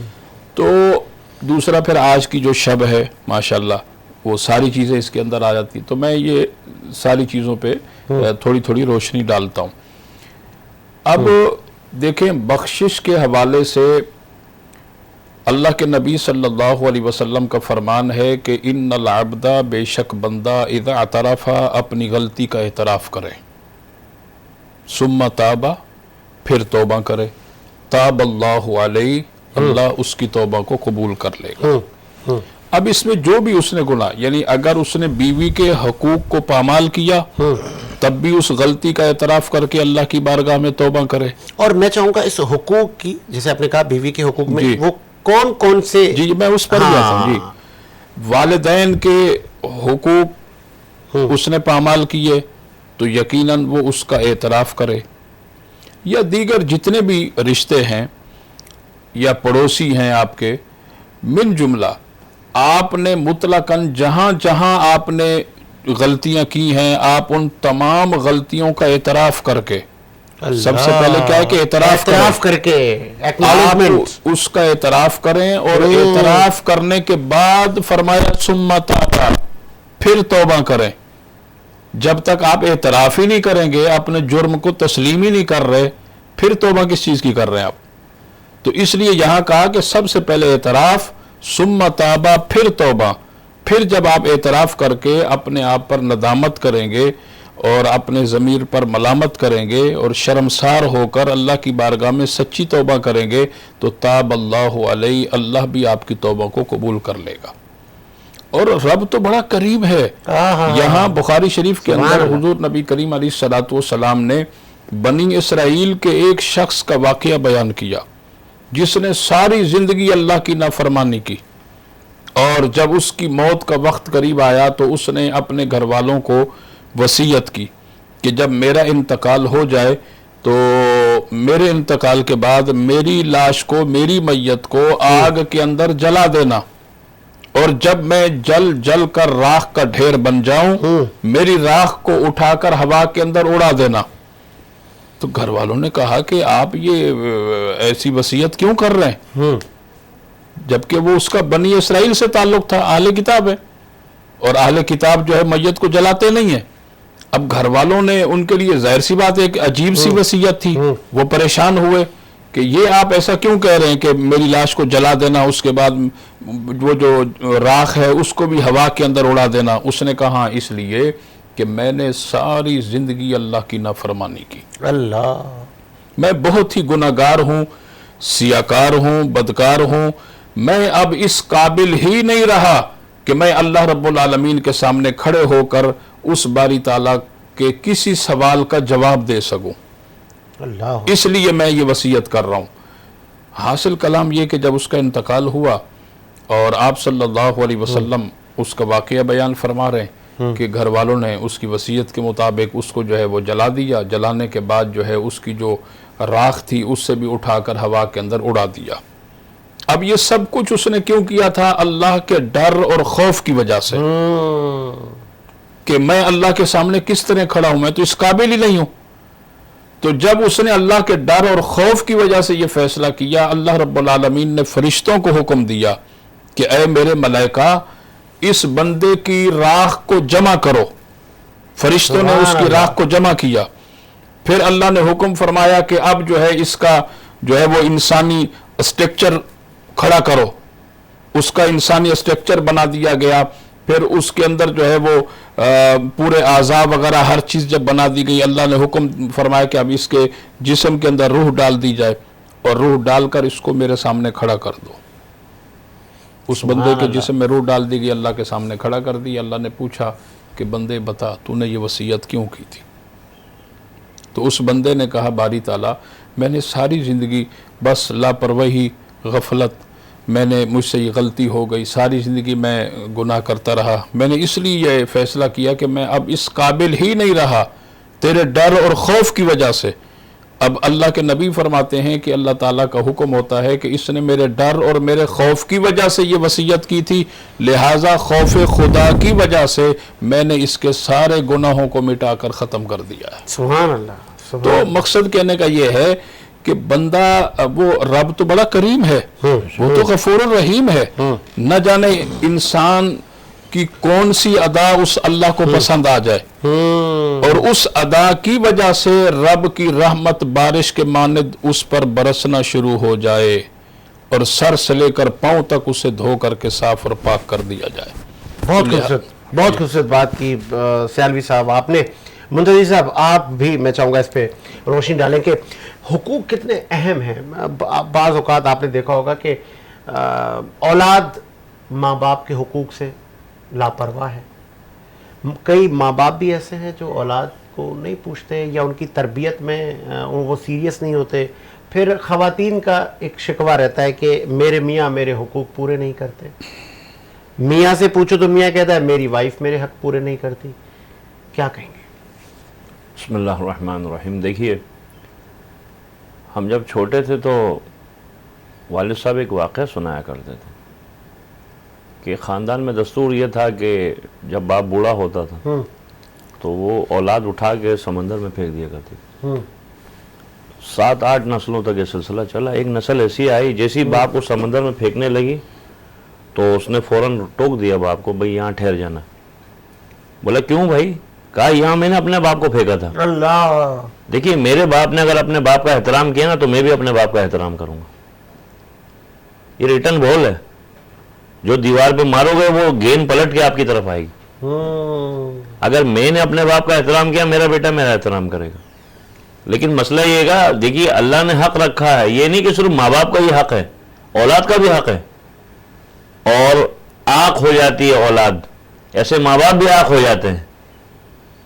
دیکھیے پروردگار عالم کا جو نظام ہے وہ منفرد ہے، سب سے دنیا کے تمام نظاموں سے منفرد نظام پروردگار عالم کا ہے، کہ اگر ماں باپ جو ہے اپنی اولاد کی اس طرح تربیت نہیں کرا، ابھی ایک اولاد جو ہے اگر کسی کے کوئی فرد جو ہے جہنم میں جا رہا ہے، خدا جہاں ارحم الراحمین و خدا اسرع الحاسبین بھی ہے، اگر ایک نوجوان جہنم کی آگ میں جلنے جا رہا ہے اور وہ خدا کی بارگاہ میں عذر پیش کرے، پروردگار جو میں جہنم میں جا رہا ہوں ان کا سبب میں نہیں ہوں، میرا باپ ہے، میری ماں ہے، تو لہٰذا پروردگار اس جوان کے عذر کو سنے گا۔ بات یہ ہے کہ وبالوالدین احسانا، اللہ نے جا وجہ قرآن میں فرمایا، اور یہاں تک فرمایا وَلَا تَقُلْ لَكُمْ اُفٍّ لَكُمْ، یعنی اپنے ماں باپ کے سامنے اف تک نہیں کرنا۔ اس سے بڑی کیا مثال ہے؟ مثلا آپ دیکھیں سورہ یوسف کو آپ پڑھیں، سورہ یوسف کی ابتدا ہو رہی ہے کہ بیٹا جو ہے کون ہے؟ نبی یوسف ہیں، ابھی منصب نبوت پہ فائز نہیں ہے، باپ یعقوب نبی ہیں، بیٹے نے خواب دیکھا 11 ستارے سجدہ کر رہے ہیں، سورہ یوسف کی ابتدا ہو رہی ہے، تو باپ نے بیٹے سے کہا بیٹا اللہ تجھے بڑی حکمت و دانائی عطا کرنے والا ہے، شیطان ہمارا دشمن ہے، یہ بات تو نے کسی سے نہیں کہنا۔ ان کی ازواج میں سے ایک زوجہ نے سنا، ان کے جو بھائیوں کو بتا دیا، سورہ یوسف کی ابتدا ہو رہی ہے، تو لہٰذا انہوں نے بولا لو، اب یوسف کو عزیز رکھتے تھے، اب تم سب غلام ہیں وہ آقا، بتائیں۔ تو لہٰذا انہوں نے کیا کیا؟ انہوں نے کہا جی ہم شکار پہ جا رہے ہیں تو یوسف کو بھی ساتھ لے کے جائیں گے، تو وہ علم نبوت سے جانتے ہیں کہ میں ڈرتا ہوں میرے یوسف کو کہیں بھیڑیا نہ کھا جائے۔ بھائیوں نے کیا کیا؟ یوسف کو اٹھا کے کنویں میں پھینکا، اور یوسف کی جو قمیض ہے اس کو ایک ہرن کو ذبح کر کے اور پھر جو ہے نا وہ لا کے دیا، بولا بابا جان یوسف کو جو ہے بھیڑیا کھا گیا، ہم تو شکار پہ لگے ہوئے تھے۔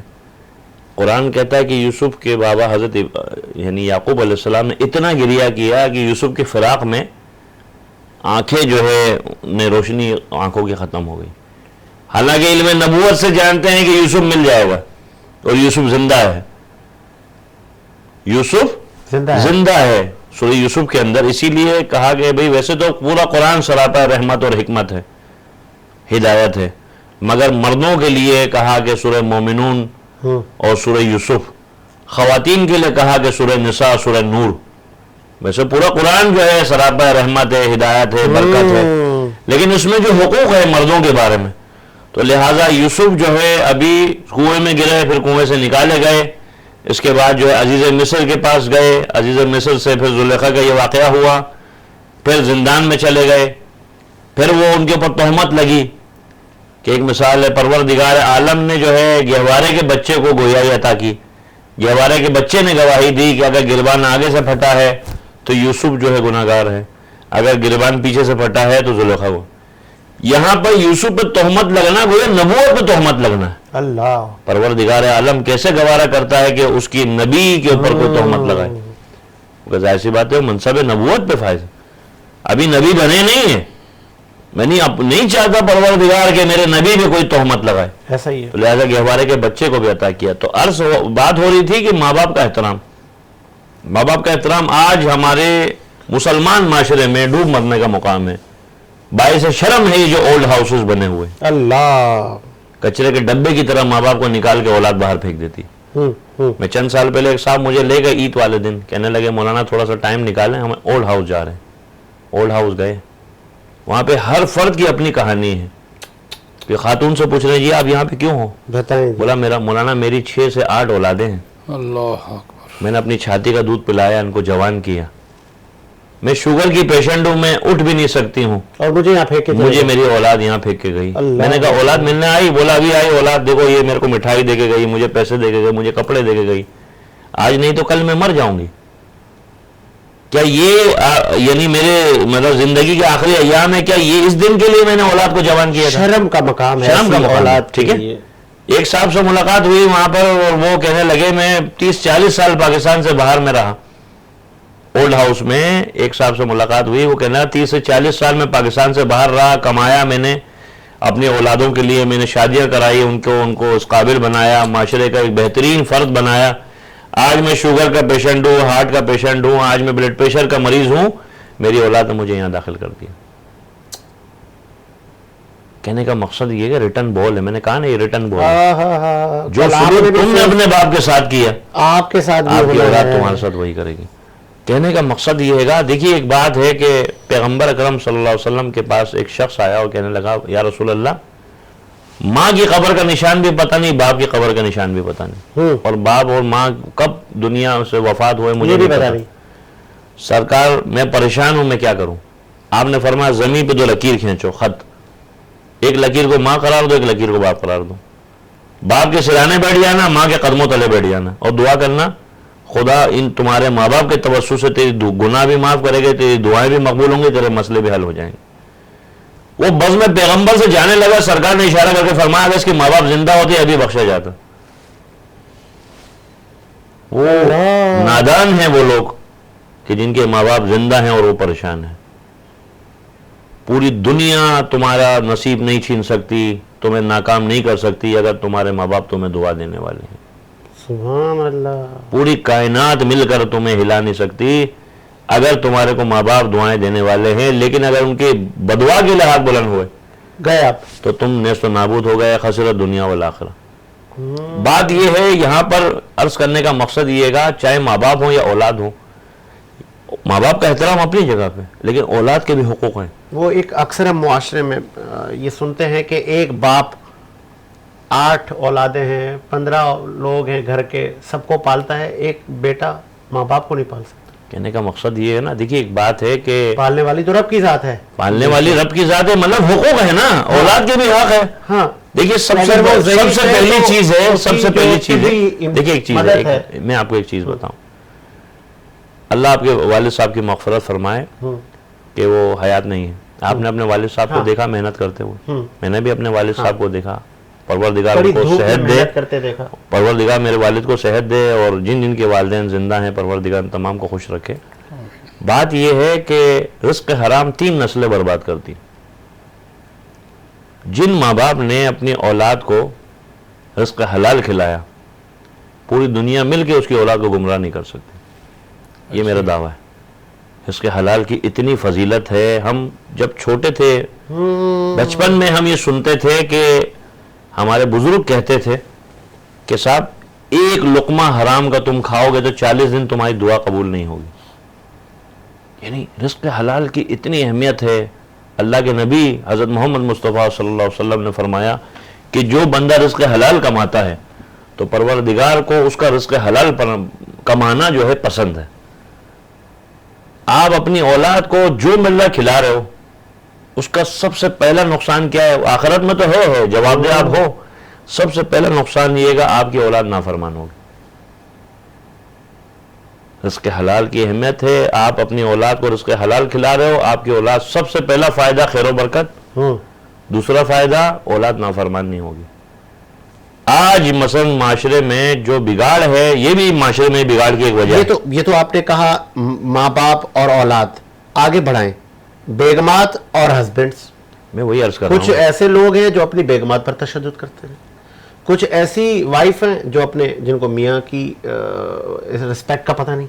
دیکھیے بات یہ ہے کہ ایک مثال دے رہا ہوں کہ میں نے کہا نا کہ ہمارے لیے آئیڈیل جو ہے وہ ہمارے اپنے ماں باپ ہوں تو ہماری زندگی بہت اچھی گزرے گی. ہم دوسروں کو دیکھ کے جی رہے ہیں. بھائی ایک مثال دے رہا ہوں, آپ چاہے چھوٹا گھر دیکھیں یا بڑی عمارت دیکھیں, سب نے اسی قبر میں جانا ہے جو 2 فٹ سے زیادہ نہیں ہے, کفن کے اندر جیب نہیں ہے. ایک یعنی مثلا بکھرے موتی میں ایک واقعہ میں نے دیکھا کہ جس کے اندر دیکھا ایک علاقہ ہے جہاں پہ آج تک کوئی کرائم نہیں ہوا. تو لوگوں کو بڑی تجسس ہوا, بھئی یہاں پہ ایسا کیوں ہے؟ کہنے لگے بھئی اس وجہ سے کرائم نہیں ہے, ہم اپنے مرنے والے کو اپنے گھر کے سامنے دفن کرتے, گھر کے سامنے. اچھا, گھر آ رہے ہیں تو بھی نہ سامنے قبر نظر آ رہی ہے, گھر سے جا رہے ہیں تو بھی قبر نظر آ رہی ہے. تو بندے کے مائنڈ میں ہے بھئی میں نے مرنا ہے. دیکھیے جو لوگ یہ کام کرتے ہیں تو ان کے دل میں خوف خدا نہیں ہے نا. کہنے کا مقصد یہ ہے جب ایک بندے کے مائنڈ میں نے مرنا ہے, میں نے قبر میں جانا ہے, میں نے حساب کتاب دینا ہے, تو لہٰذا پھر میں سمجھتا ہوں کرائم کا سوال ہی نہیں پیدا ہوتا. بات یہ ہے کہ ایک مثال دے رہا ہوں کہ 2 افراد کی دعائیں قبول نہیں ہیں, 2 افراد کی دعائیں قبول نہیں کرتا پروردگار. ایک وہ شوہر جو بیوی کی برائی کرے, وہ شوہر جو بیوی کی برائی کرے, ایک وہ بیوی جو شوہر کی برائی کرے. میں نے گزشتہ پروگراموں میں بھی ہم نے تذکرہ کیا, حضرت ابراہیم علیہ السلام نبی ہیں, اپنے بیٹے اسماعیل کے گھر پہ آئے. اسماعیل گھر میں موجود نہیں ہے, اسماعیل کی بیوی ہیں, زوجہ ہیں. دق الباب کیا, بیوی نکلی, بیٹا کیا حال ہے آپ کے؟ بولے جی ہمارا بہت برا حال ہے, یہ تو تبلیغ پہ چلے جاتے ہیں, ہم بھوکے مر جاتے ہیں. اللہ, بہو کو نہیں پتا یہ میرے سسر ہیں. اچھا, بہو کو نہیں پتا. جب یہ کہا تو کہا بھئی تمہارا شوہر جب گھر آئے تو اس کو کہنا گھر کی چوکھٹ تبدیل کر دے. حضرت اسماعیل آئے, وہ بتایا ایسے ایسے ایک بزرگ آئے تھے, انہوں نے ایسے ایسے ذکر کیا, تو انہوں نے اپنی بیوی کو طلاق دے دی. کہا آپ نے مجھے طلاق کیوں دی؟ کہا ایک انجان آدمی, اس کے سامنے تم نے گھر کا سیکریٹ کیوں بتایا؟ انہوں نے دوسری شادی کری. حضرت ابراہیم پھر تشریف لائے, نئی بہو سے پوچھا, بہو کو نہیں پتا یہ میرے سسر ہے. کہا بیٹا آپ کا کیا حال ہے؟ جی اللہ کا شکر ہے, اللہ کا بڑا کرم ہے, آپ تشریف رکھیں, آپ کے لیے کھانا لاؤں, میں آپ کے لیے پانی لاؤں. بولا جب تمہارا شوہر گھر آئے تو کہنا گھر کی چوکھٹ کی حفاظت کرے. سبحان اللہ. دیکھیں کچھ مینرز جو ہے ماں باپ کے ذریعے منتقل ہوتے ہیں, کچھ مینر جو ہے تربیت. مثلا یہ ہے نا کہ اگر باپ اگر شجاع ہو تو اولاد شجاع ہوتی ہے. کچھ چیزیں ماں کے دودھ میں ہوتا ہے, کچھ چیزیں باپ کے خون میں ہوتا ہے. کیا صحیح ہے نا؟ ایسا ہی ہے. تو کہنے کا مقصد یہ ہے کہ بات ساری یہ ہے کہ مثلا اگر کوئی بندہ یہ سمجھ لے, میں کہتا ہوں شادی سے پہلے ان کو جو ہے کاؤنسلنگ کی ضرورت ہے. کاؤنسلنگ کیا؟ مثلا ظاہر سی بات ہے آج جو ہے ہم لوگ جو ہے دوسروں کو دیکھا دیکھی جی رہے ہیں. مثلا یہاں پہ طلاق کیوں ہوتی ہے؟ طلاق اس لیے ہوتی ہے لڑکی کو پتہ ہی نہیں ہے کہ اس کی شادی کے بعد اس نے کیسے زندگی بسر کرنی ہے. اس نے آج تک ماں نے کبھی بتایا نہیں. دیکھیں نا پہلے بھی تو لوگوں کی شادیاں ہوتی تھی, ہم کوئی انوکھے لوگ تو نہیں ہیں سوسائٹی میں جو جی رہے ہیں. پہلے شادیاں بڑی پائیدار ہوتی تھی کیونکہ ایک دوسرے کو سمجھتے تھے, کیونکہ حکم یہ ہے کہ اپنے سے نچلے طبقے کو دیکھو, ہم اپنے سے اوپر والے کو دیکھ رہے ہیں, جس سے ہمارا گزارا نہیں ہے. رہ گئی بات یہ تشدد کرنا, تشدد کرنا, اگر بیوی نے شوہر پہ یعنی شوہر نے بیوی پہ تشدد کیا اس کی دیت دینی پڑے گی. گناہ ہے, یہ حق نہیں ہے. مثلا ایک مثال ہے, جیسے بہت سی چیزیں ایسی ہیں, اگر بیوی نافرمان ہے, بیوی نافرمان ہے اس کے لیے پنشمنٹ ہے. مثلا پنشمنٹ یہ ہے بھائی, مثلا جیسے ایک مثال دے رہا ہوں کہ میری اللہ خوش رکھے, میری سانس جو ہیں ابھی موجود ہیں, پروردگار ان کو خوش رکھے, وہ ایک جملہ کہتی ہیں, ہمیشہ ایک جملہ کہتی ہیں, بولا دیکھو میاں بیوی کا طریقہ ایسا ہونا چاہیے, کیونکہ جو تجربہ جس کو ہے نا, ہمیں آپ کو تجربہ نہیں ہے, وہ کہہ رہی ہے میاں بیوی کا ایسا ہے کہ مثال ہے اگر شوہر ناراض ہے تو اپنی ناراضگی کا اظہار کرے. مثلا گفتگو کرنا چھوڑ دے, بیوی کو پتہ چلے گا شوہر مجھ سے ناراض ہے. بیوی ناراض ہے تو وہ خاموش ہو جائے, شوہر کو پتہ چلے گا یہ بیوی ناراض ہے. پھر وہ ایک دوسرے سے ایکسکیوز کرتے ہیں تو پھر محبت میں نکھار آتی ہے. ایک جو ہے بھتیجا اپنے چچا سے ملنے گیا گاؤں, تو جب گاؤں گیا تو ظاہر سی بات ہے شہر میں رہنے والا جب گاؤں گیا کافی تھک ہار کے گیا. کہا میرے باپ نے مرنے سے پہلے مجھے 4 باتوں کی نصیحت کی تھی, وہ باتیں میری سمجھ میں نہیں آئی, وہ میں آپ سے پوچھنے آیا ہوں. میرے باپ نے مجھ سے کہا کہ اندھیرے میں جانا اندھیرے میں آنا, روز شادی کرنا روز طلاق دے دینا. اللہ. تو میں آپ سے یہ پوچھنے کے لیے آیا ہوں. کہا ابھی تم آئے ہو تھکے آ رہے, بیٹھو تمہارے لیے کھانا لائیں. تو وہ جیسے ہمارے گاؤں کا دستور ہے جی, وہ مثلا سرسوں کا ساگ اور وہ مثلا دیسی جو ہے کچی لسی اس قسم کی چیزیں اس کے آگے رکھی. اس کو وہ جو ہے مثلا بڑا لذیذ لگا کھانا. کہا تیرے باپ کی نصیحتوں میں سے جو نصیحت ہے نا کہ لذیذ کھانا, بھوک لگے تو کھانا ورنہ نہیں کھانا. دوسرا کیا کہ اگر جو یعنی صبح جب تم گھر سے نکلو اندھیرے میں, اور جب سورج ڈوب جائے تم واپس اپنے گھر آ جاؤ, اندھیرے میں جانا اندھیرے میں آنا. دوسرا اگر تمہاری بیوی کہے کہ جی میں اپنے میکے جا رہی ہوں, اس کو جانے دو, وہ 1 دن ٹھہرے 2 دن ٹھہرے, لیکن جب وہ اپنے ماں باپ کے گھر سے واپس آئے گی گویا تو نئی نویلی دلہن سے شادی ہوئی تیری. اچھا. کیوں؟ کیونکہ جب وہ وہاں رفتار دیکھے گی, ان کا سلوک دیکھے گی, وہ کہے گی بھائی اس سے اچھی چودراہٹ تو میری اپنے گھر میں ہے. بات سمجھ میں آ رہی؟ کہنے کا مقصد یہ کہ پہلے شادیاں پائیدار بھی اسی لیے تھیں کہ ماں سمجھاتی تھی کہ بیٹا تو نے شوہر کے گھر جانا ہے, تجھے اس قسم کے مزاج سے رکھنا ہے, تو نے اس کے مزاج کے مطابق اپنا آپ کو ڈھالنا ہے. تو لہٰذا بیٹیوں کا گھر پائیدار رہتے تھے. آج ماؤں کے پاس وہ ٹائم نہیں ہے, فرصت نہیں ہے اپنی بیٹیوں کی تربیت کرنے کا. صحیح. تو لہٰذا پھر کیا ہوتا ہے, بگاڑ پیدا ہوتی ہے, عدم برداشت ہوتا ہے. دوسری بات یہ ہے کہ دیکھیے ایک چیز ہے, اللہ نے مرد کو مرد بنایا, عورت کو عورت بنایا ایسے ہی. لیکن یہاں پہ بگاڑ کی ایک وجہ یہ بھی ہے, عورت مرد بننے کی کوشش کرتی ہے چل اور مرد کو عورت بنانے کی کوشش کرتی ہے. آگے آپ کا پوائنٹ بولا نا. میں چاہوں گا شوکت سیالوی صاحب یتیموں کے حقوق پہ جی آپ روشنی فرمائیں کہ آج کل تو وہ یتیموں کی کوئی اگر لینڈ دیکھ لے, زمین دیکھ لے تو اس پہ بھی قبضہ ہے. یتیموں کا مال ہڑپ کرتے ہوئے یہ نہیں سوچا جاتا کہ یار یہ میں کسی یتیم کا مال ہڑپ کر رہا ہوں جو میری شریعت میں منع ہے. میں چاہوں گا اس پہ ذرا آپ روشنی فرمائیں. دیکھیں اللہ کے نبی صلی اللہ علیہ وسلم نے اس کی بڑی تاکید, بڑی اہمیت اور خاص کر کے یتیم کے ساتھ حسن سلوک سے پیش آنے والا اور یتیم کے سر پر شفقت کا ہاتھ رکھنے والا اور یتیم کی ضرورت کو پورا کرنے والا اور یتیم کی مدد کرنے والا، اس کا ایک سہارا بننے والا، سایہ بن کر اس پر کھڑا رہنے والا، ان تمام لوگوں کی اللہ کے نبی صلی اللہ علیہ وسلم نے بڑی اہمیت ذکر خیر کی۔ اور اس کے برعکس جو یتیم کے مال پر قابض ہو جائے یا یتیم کے مال کو جو ہے ضبط کر لے یا یتیم کے ایک ذرا سی بھی کسی چیز پر جو ہے وہ اس کی امانت میں خیانت کر دے تو اس کے لیے بڑی وعید کا اعلان کیا گیا، سخت وعید ہے اس کے لیے، کیونکہ یتیم کو تکلیف پہنچانا بہت ہی یہ ناپسندیدہ عمل ہے اور اسلام ہمیں ہرگز اس کی اجازت نہیں دیتا، کیونکہ یتیموں کے سر پر اللہ کے نبی صلی اللہ علیہ وسلم نے ہاتھ رکھا اور یتیموں کے لیے اللہ کے نبی خود سہارا بن کر کھڑے ہو جایا کرتے اور ان کے دکھوں کا مداوع کیا کرتے اور ان کی تکلیف کو بر وقت اللہ کے نبی جو ہے وہ دور کر دیا کرتے۔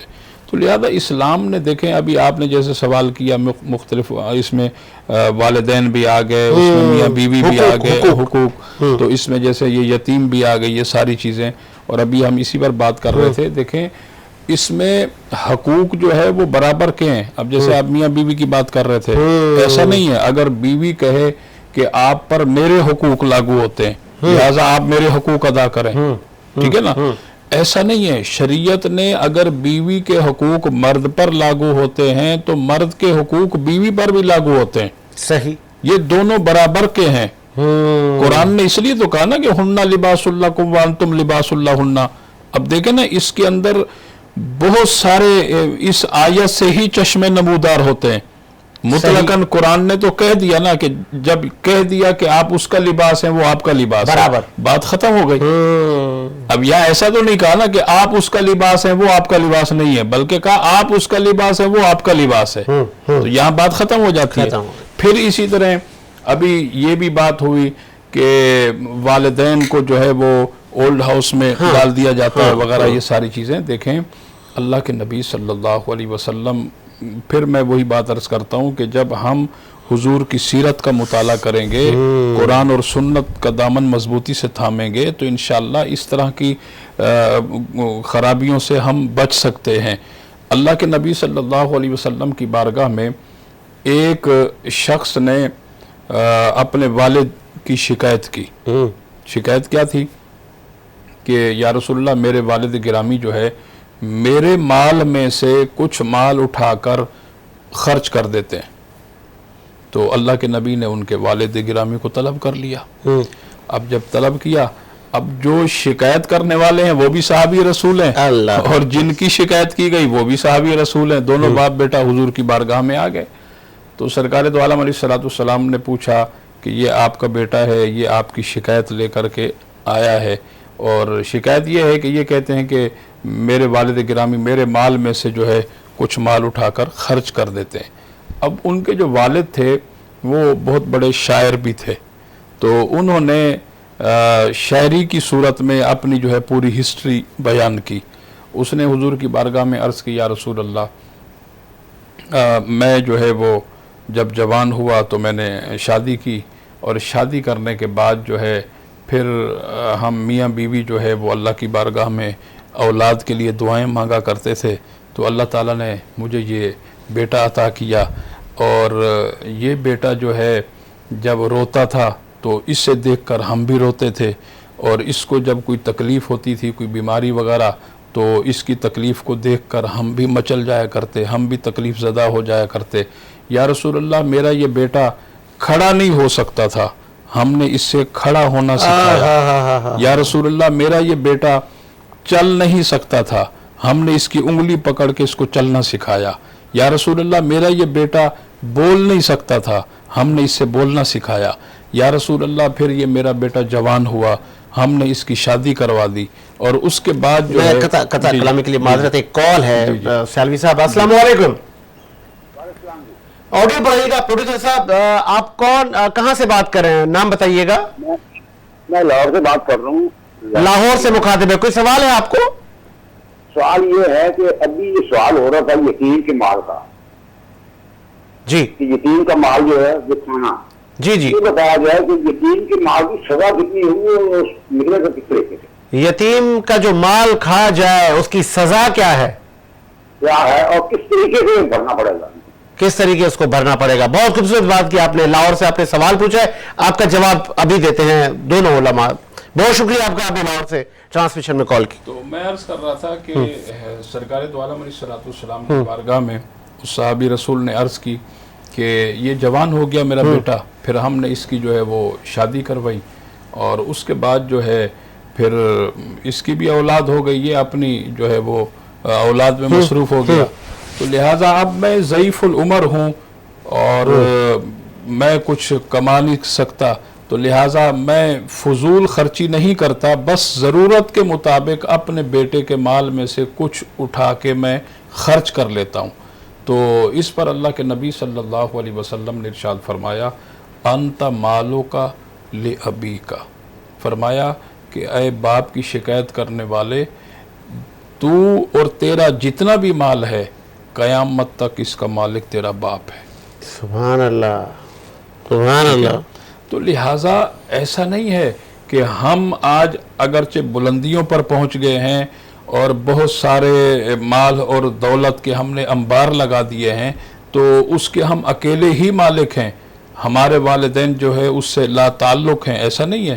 دیکھیں اللہ کے نبی صلی اللہ علیہ وسلم نے ارشاد فرمایا والد کا اتنا بڑا مقام ہے کہ والد کو کیونکہ جنت کا دروازہ کہا گیا، ماں کے قدموں کے نیچے جنت اور والد جنت کا دروازہ ہے، اور حضور نے ارشاد فرمایا کہ جس اولاد کے لیے باپ دعا کر دے اس باپ کی دعا کا درجہ ایسا ہے جیسے اللہ کے نبی نے اس اولاد کے لیے دعا کی ہو. اللہ اکبر. اور اگر باپ کسی اولاد کے لیے بد دعا کر دے تو پھر اس کا درجہ ایسا ہے جیسے اللہ کے نبی نے بد دعا کی ہے. بہت خوبصورت بات کی آپ نے، سوری فار انٹرپٹ. وہ میں چاہوں گا وہ یتیم کا جو مال کھا جائے اس کی سزا کیا ہے؟ جی ایک کالر نے ہمیں لاہور سے پوچھا ہے. میں وہی عرض کر رہا ہوں. دیکھیں ابھی میں نے اس کا ذکر بھی کیا نا کہ یتیم کے مال کو کھانا، اس پر قابض ہو جانا، اس کے لیے اللہ کے نبی صلی اللہ علیہ وسلم نے بہت بڑی وعید کا اعلان کیا. سب سے بڑی سزا تو یہ ہے کہ اس سے اللہ بھی ناراض اور اللہ کا رسول بھی ناراض. دیکھیں جب مطلقاً اللہ کسی بندے سے ناراض ہو جائے، مجھے بتائیے اس کی نماز قبول ہوگی، اس کا روزہ قبول ہوگا، اس کا صدقہ خیرات قبول ہوگا، اس کا حج قبول ہوگا، اس کا کوئی عمل قابل قبول نہیں ہوگا. سب سے بڑی سزا یہ ہے، سب سے بڑی سزا ہے ان کی. بہت خوبصورت بات کی آپ نے سیالوی صاحب. اور جبھی میری ہو سنگ در تمہارا یا رسول اللہ، آپ شامل کرتے ہیں سر. بسم اللہ سر. اللہم صلی علی سیدنا محمد بارک وسلم. جبھی میری ہو سنگ در تمہارا یا رسول اللہ، جبھی میری ہو سنگ در تمہارا رسول اللہ، جبھی میری ہو سنگ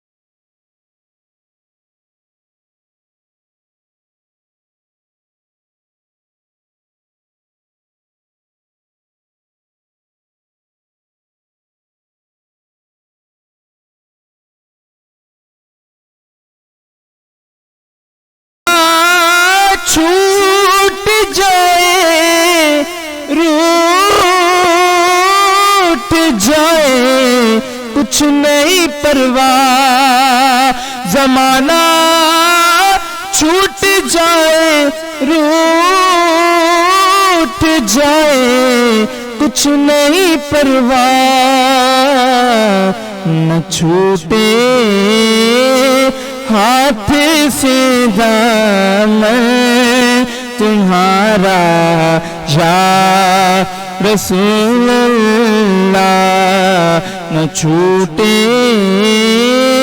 ہاتھ سے دامن تمہارا یا رسول اللہ، جبھی میری ہو سنگ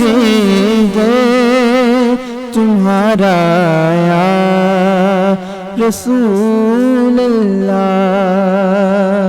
ماشاءاللہ جی، بہت خوب۔ اور مجھے پروڈیوسر صاحب بریک کا کہہ رہے ہیں، اب ایک وقت ہوا ہے بریک کا، اسکرین پر نمبر ہم نے دیا ہے، آپ اس پہ کال کریں، ہمارے علماء موجود ہیں، اذان فجر تک ہمارے ساتھ رہیں گے، آپ کال کریں اور ان سے سوالات کر سکتے ہیں۔ ایک بریک لیتے ہیں، بریک کے بعد حاضر ہوتے ہیں۔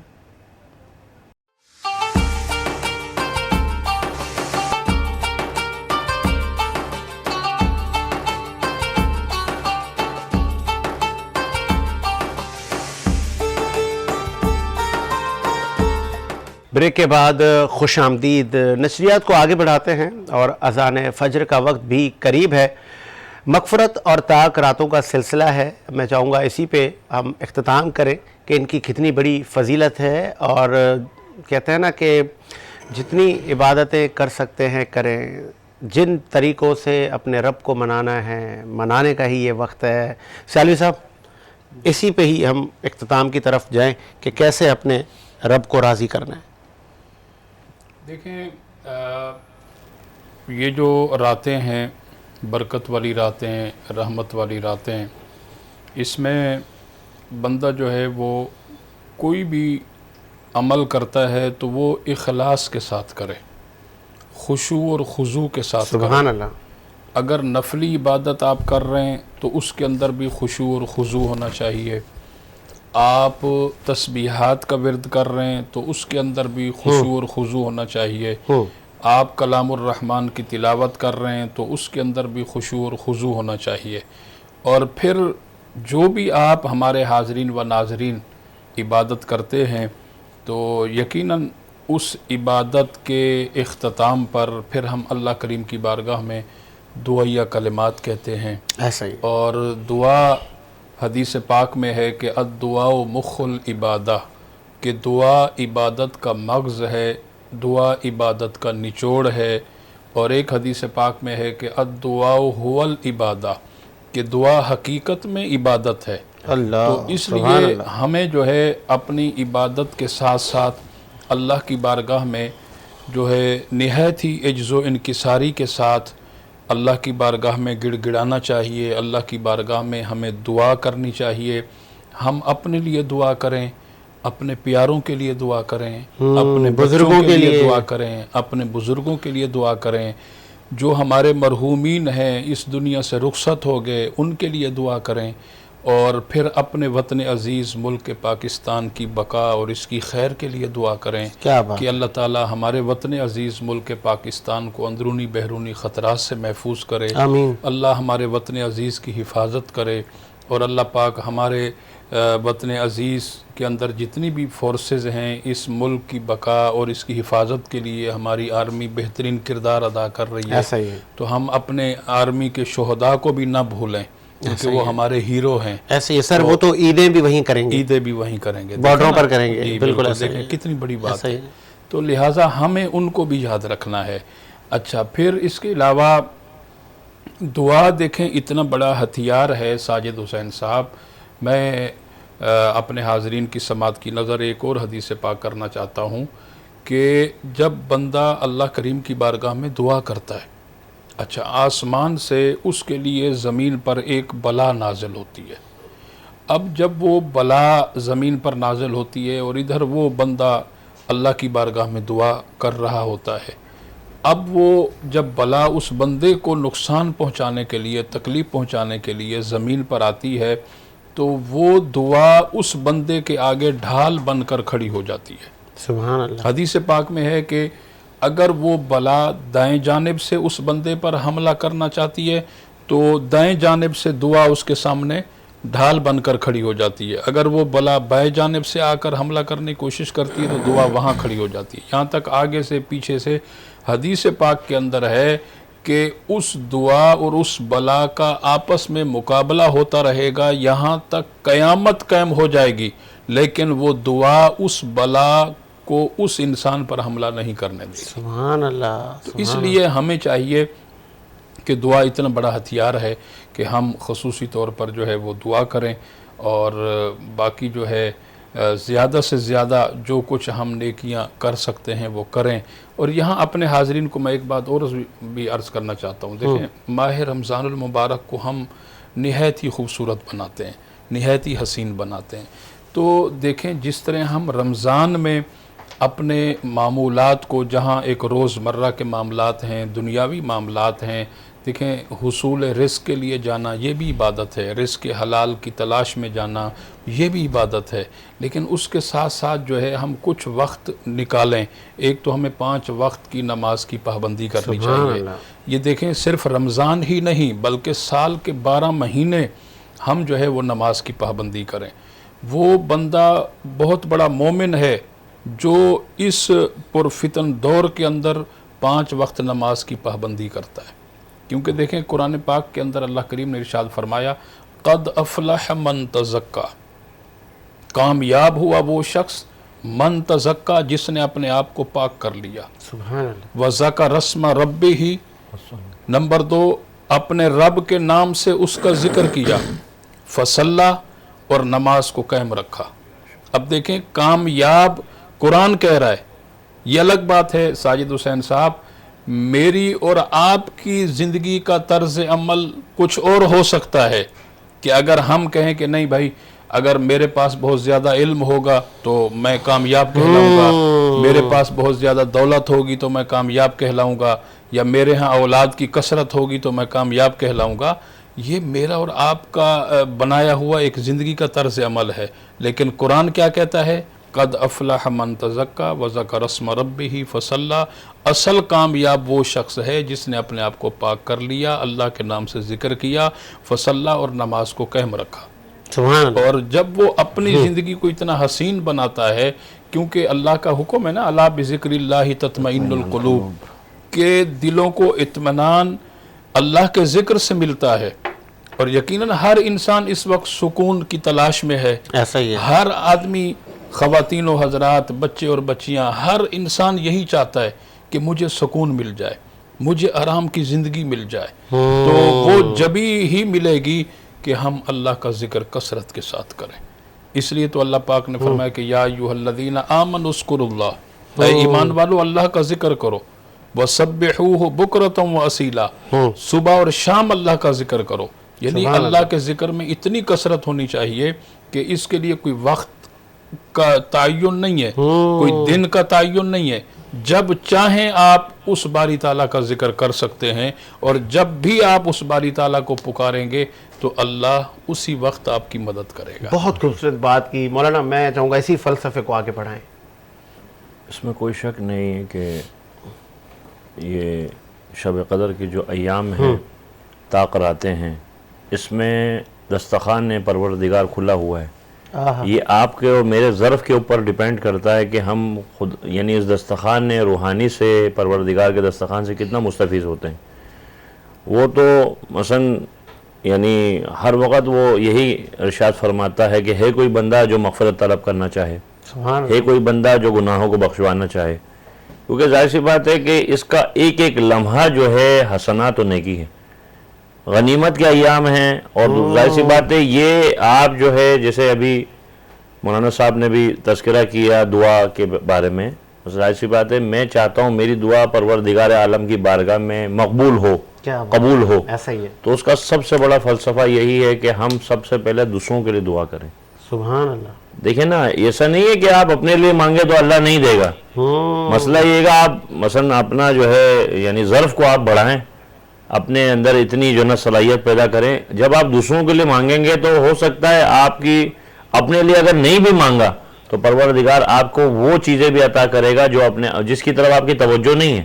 وہ ظاہر سی بات ہے آپ جب دوسروں کے لیے مانگ رہے ہیں تو گویا آپ اپنے لیے بھی اللہ سے رحمت کے دروازے کھول رہے ہیں, اور یہ سب سے بڑی نیکی ہے. جیسے ابھی مثلا ہم اپنے ملک کے جو حالات ہیں اس کے لیے بھی ہم ملک کی سلامتی, جیسے امام زین العابدین علیہ السلام دعا کے لیے ہاتھ بلند کرتے تھے, پروردگار یہ جو بارڈر پہ کھڑا ہوا ہے سپاہی پاسبان, یہ اس کو استقامت دینا, کیونکہ یہ جب تک سکون اور چین سے کھڑا ہے ہم لوگ سلامتی اور چین کی نیند سوئیں گے.